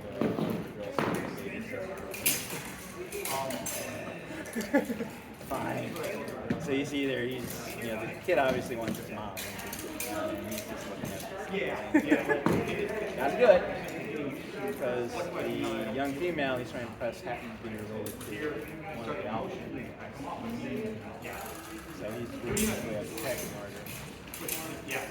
But eventually she comes by to the relief of both of them and picks up the kid. And he's just trying to relax a little bit. But at some point, one thing that occurred to me is watching their eyebrows. They use their eyebrows very expressively. And they're very good at doing threat displays. So common one is they do a nice yawn shot. They don't want to do aggressive behavior because they want to show them. I'm a chill dude. Take care of babies. There's a part where she was doing her thing. Got in a fight with a younger male, like a teenager. He's chasing after her. She goes by, goes to the male that's working that chain, and when he threatens her again, she pulls up to him. And the withering glance that that female showed that little teenager was just impressive. As soon as she grabbed him, he just turned him. And that one, he's just coming up behind him. I'm just turning around, and I saw that the whole class was laughing. Yeah, it was a monkey making expression. When you see that human, that's again, he didn't do anything other than that. So he got the point across. He didn't have to carry anything else. And by again carrying her to every years, eventually he can win over her, he can win over her mom, and now he's higher up on the food chain. But it was fun watching all the different interactions because they all have different personalities. So yeah, it doesn't really the Lannister monkeys over here, Targaryens there. You have the Baratheons who just hire out the Lannister Yeah. monkeys. Well, yeah, if you think about it, you know, she's basically running him out. Because again, he's new blood, and he doesn't know if he's going to be alpha. But this is the way he's got to get up the chain. So, you can't do it overnight. It's not these like lions just going to kill all the cubs and take over. No, that's not how it happens. You got to. So, it's going to take him a couple of years to do it. He's got to start somewhere. But it was fun to watch. Again, even when they're not making noise, their eyes and their eyebrows are very expressive. And it kind of got me thought, back when our ancestors were more primitive, they had very distinct eyebrows. You'd have to see that just to see how much different emotions you have each expression. It's up and down. Your eyes, because a lot of mammals, like humans, don't have white spots up there, their eyes. So they have to have something else. Eyebrows are very mobile. That insect is very distinct rigid. Well, our ancestors did. And after watching our footage, I'm going, this is how they communicate before the verbal part really kicks in. They use their eyes. I actually heard another theory about that too. So it was, I just thought this was really fun. This is like this is in New Madison.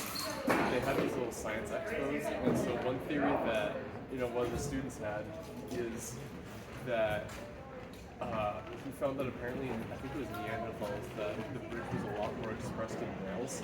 Yeah. So it could be that, but what his theory also is that it was also like a defense kind of like competition with other males. Yeah. And to illustrate his point, he had like a little foam bat, and he gave it to whatever kid was passing by and told him to go ham on it. And all of the paint went on heavy. That's where they were going for. Yeah. So that was the other thing too. Makes sense. Analyzing your skeleton is one of the ways they figured out their hunting habits. Going by all their injuries, the one thing they had in common, the one job that they had the most was rodeo clowns. And if you think about it, they didn't. I don't think they had figured out. When they're hunting big animals, that means hand to hand, spear or close. So it makes sense that of all the different occupations, the injuries that lie with the most. That is true. A giant ground sloth or something.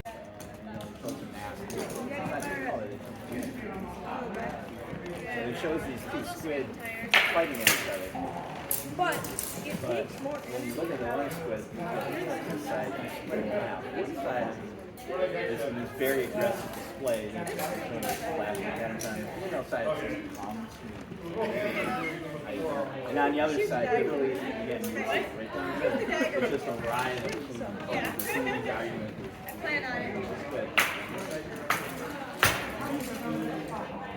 It's hilarious. So the control, not just to control every little aspect, but half the body of a lion. For some reason, that reminds me of how young beetles do it. The female just kind of hangs onto the ball while like the male has to fight. Don't worry, I'll tell you just how brave you are. Just seeing that's the concept is the master that we just call it. There's some that use strobe effects, basically fast. Basically, just hit themselves and this gets faster.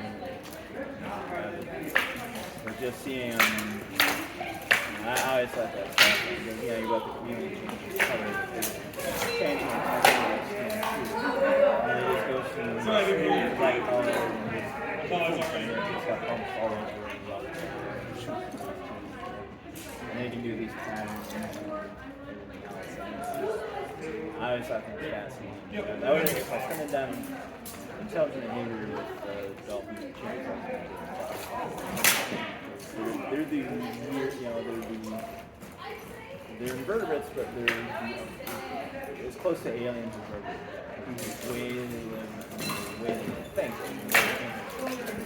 They're smart, but they're smart in an unusual way. Yeah.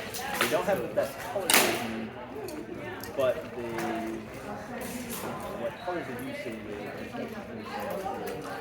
find? Because they can. The reason why cuttlefish have this slip on an eyeball is that they automatically have.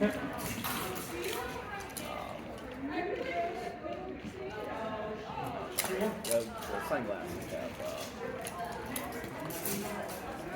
cuts back on the amount of light. No, that cuts back on the. I know what you're talking about. I can't think of the term either. But their eyes are naturally set up. So that lets them cut out what we consider a lot of fuzziness. So they can focus on it a little better, and that's why they're really good at training. Because you got to be able to see.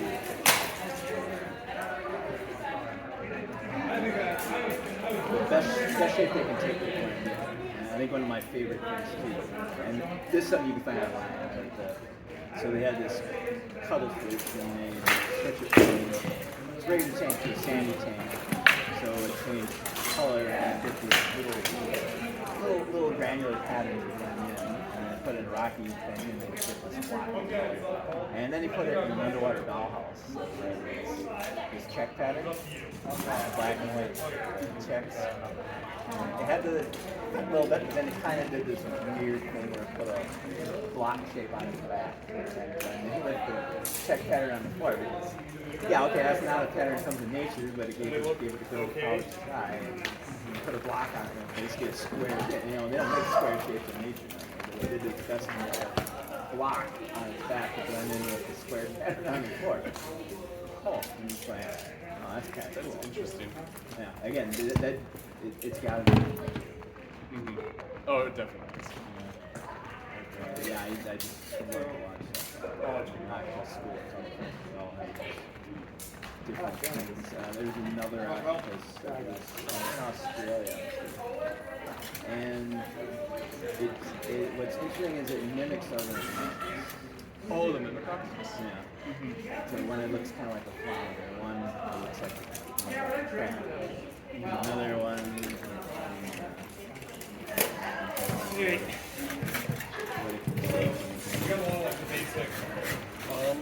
If I remember correctly, I think they mimic sea kites before as well. Mm-hmm. Doing a starting. Yeah.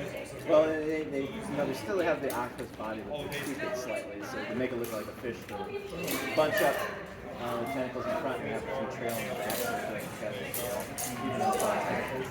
And when you're looking at this, it does look like a fish. You know, it's an octopus. Shaking it. It does look like something else. Yeah, nope, not an octopus. Just another fish. Going about my business. Pay no attention to it. And they'll walk around on the bottom of the ocean. Closing the distance helps me. They have like two seashells. Yeah, I'll do this little, like almost like a person walking along the bottom. Because again, octopus don't do that. So, nope, not an octopus. Just some weird walking things. Pay no attention to it.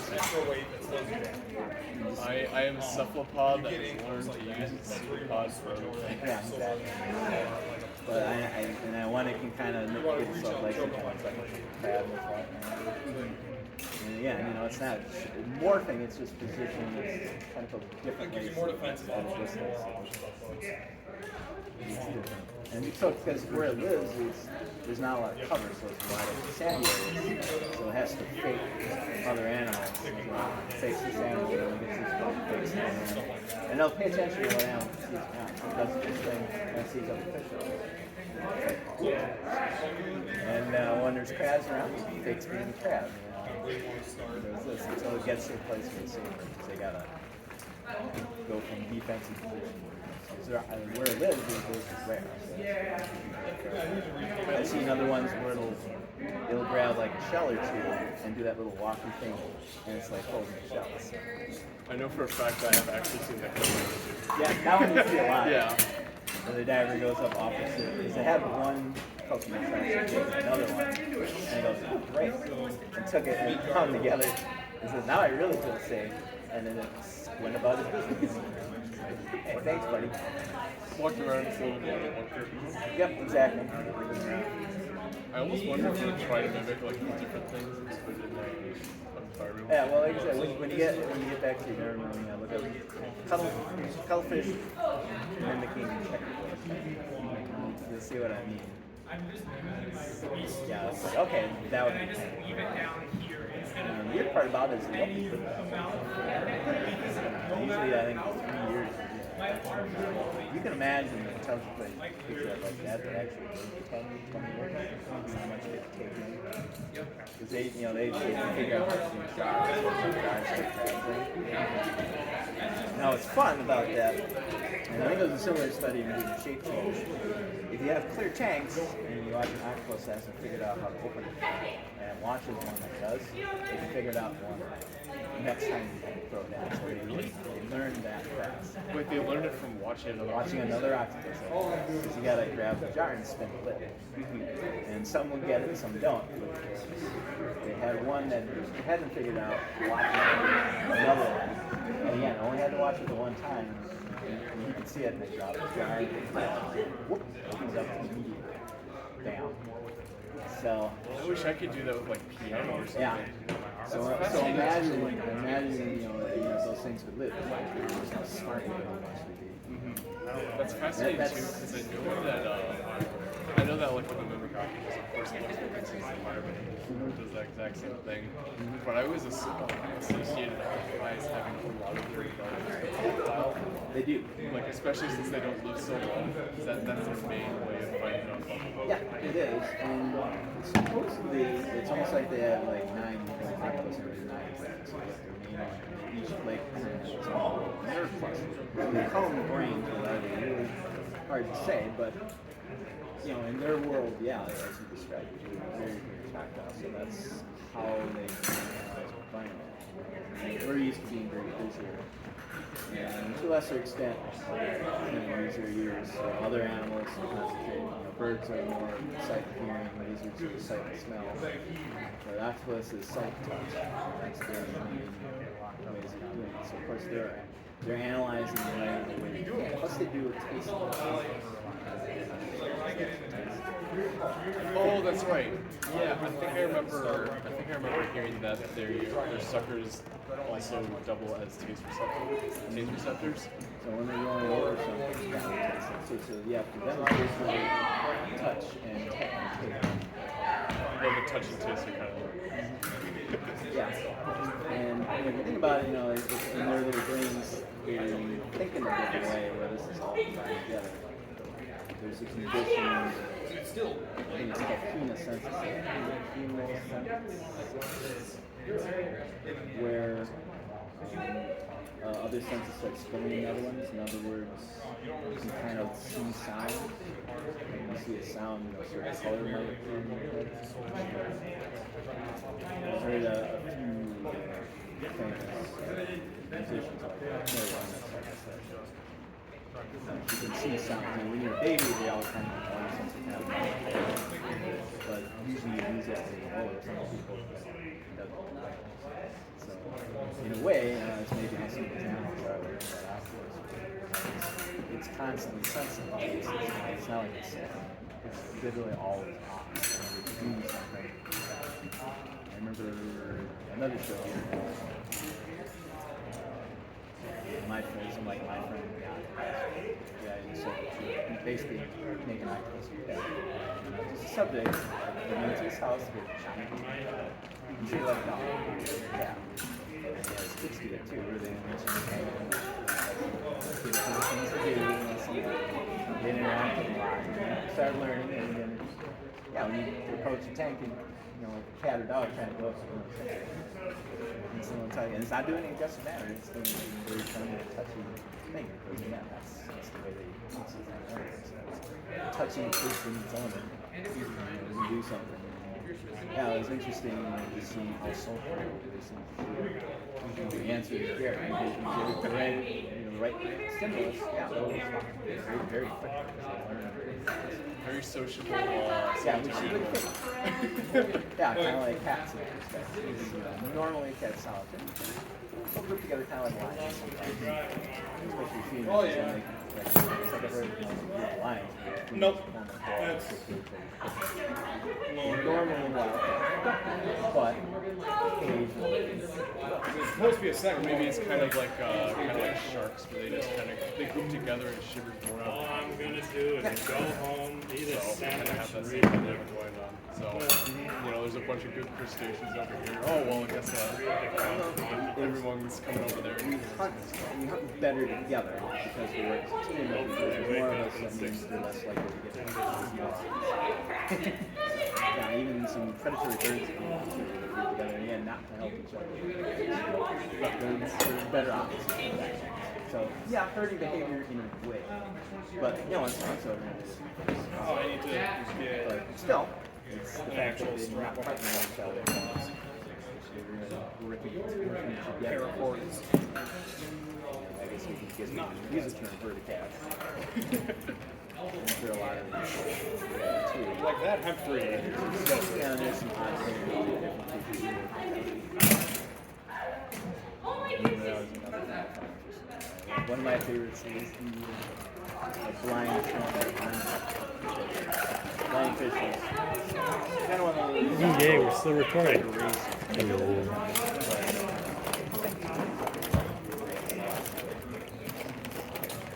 Heavy fighting is the best kind of fighting. Anybody who disagrees is wrong.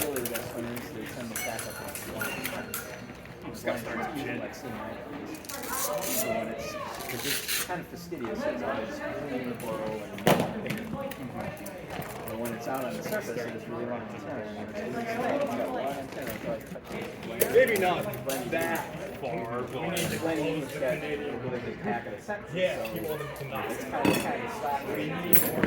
So like it's got a good pair of eyes, and when danger's threatened, it's like a burrow. Shrimp knows the one. Go back and burrow. So, and what's interesting is it's not just one species of blind, there's many different species, and they all work with each other. In other words, this species of blind works with all Canada's these still part of different North America. blind people work with all these different species. Yeah, so it's a whole, it's an evolutionary relationship that's happened more than once. There's more than one species. And more than one God, species it's on gonna be both so sides. much easier for me to go fishing up there. They all have something. Yeah, so, the bunny fish gets free room and board. I see it crazy. The shrimp, when it's outdoors, gets basically guidance, so he doesn't have to worry about getting because he can't see it. So, it's a win-win. And they have different diets, so they yeah, it's one of those odd couple of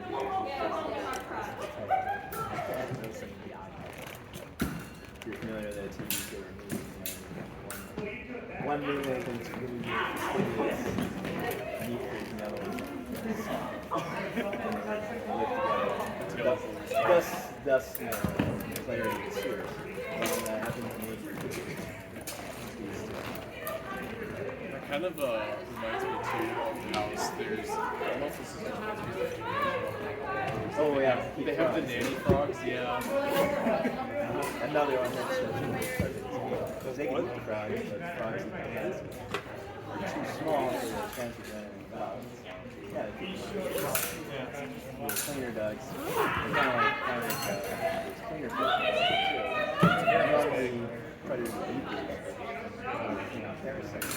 And it's cool, it's just when you approach one of these mounds, it almost turns into like a car wash. They'll have a lineup of all these different creatures waiting their turn. Creatures that normally you wouldn't be in the wild, like a shark, a sea turtle, and they're all waiting in line. Again, it's a very human thing. It's like you're living outside of an underwater Starbucks. It's like, nope, they're all waiting in turn. A bunch of people who hate each other that want one thing and one Yeah, so that's why we're all here. No one eats the fish because the fish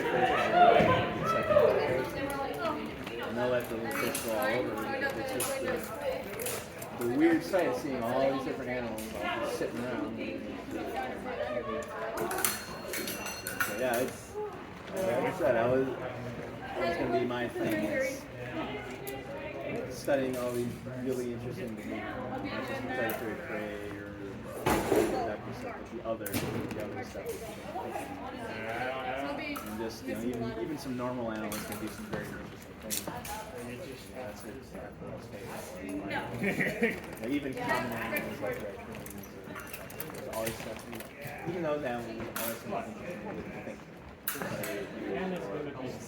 Really bizarre stuff. Oh, okay. There was a teacher in high school that asked this entire class if they got drafted in the Vietnam War.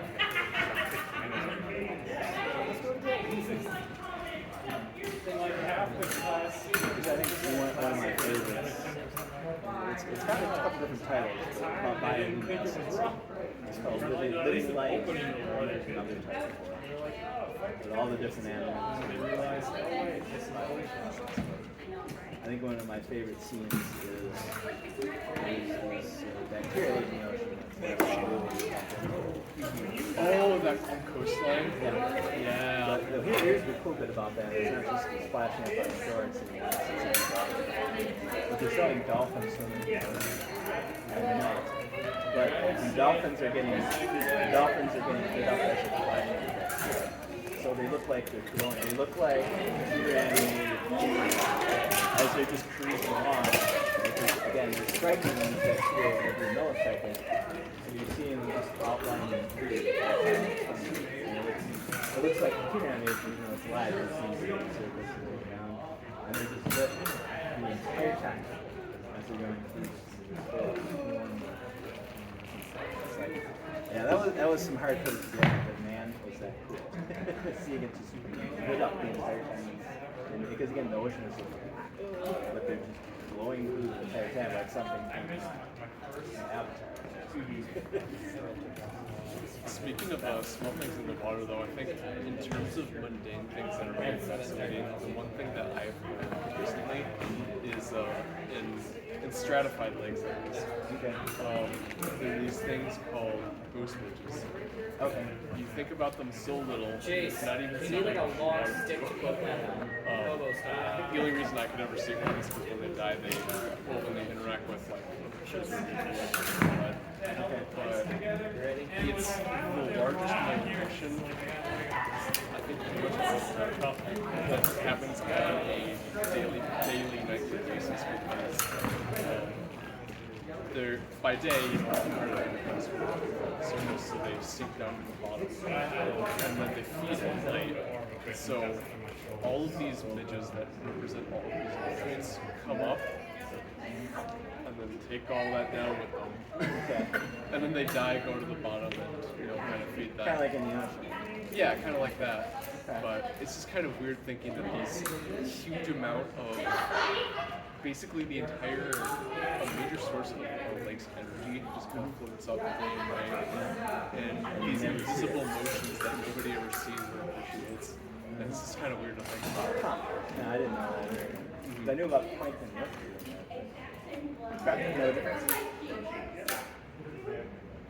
Exploiting the nighttime is a time-honored tradition. Right. I need to start getting back to that. And we've been in the SCA, so I'm doing more historical stuff, but that's still a big thing I ask me for. I still watch Attenborough. There's just so much stuff out there. I mean, you can literally download pretty much any movie right now, and if you don't pay for it, then you choose guys.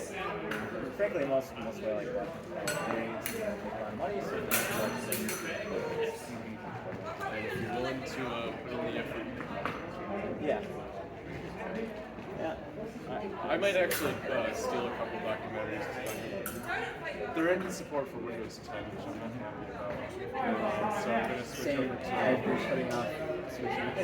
I know I get a new computer on my FBN 11, but every time that comes up, nope, I'm sticking with 10. Yeah. I've been doing that for about 3 years now. there's this thing called Linux, which is basically like an open source replacement for Windows that I'm gonna be switching to because I really don't want to do things. Yeah. So that includes me foraying into the wonderful world of torrents, which I need a VPN for that. If I have a VPN, I have a torrent. Yeah, it's one of those where a lot of my friends are more techy than me, so I fix your plumbing and stuff. So usually I can trade in because they tend to. Most of my friends are. Probably gets a discount, so we don't have a discount left. One of those people, college education, but yet I don't do college jobs. So interesting. Oh well. Because obviously my angle. I don't regret it. I like going. If only you were here this many years later, because there's actually an animal behavior club now. So hopefully it might get some. Once that gets some traction, maybe Cool. There was a marine biology. So I joined that one. And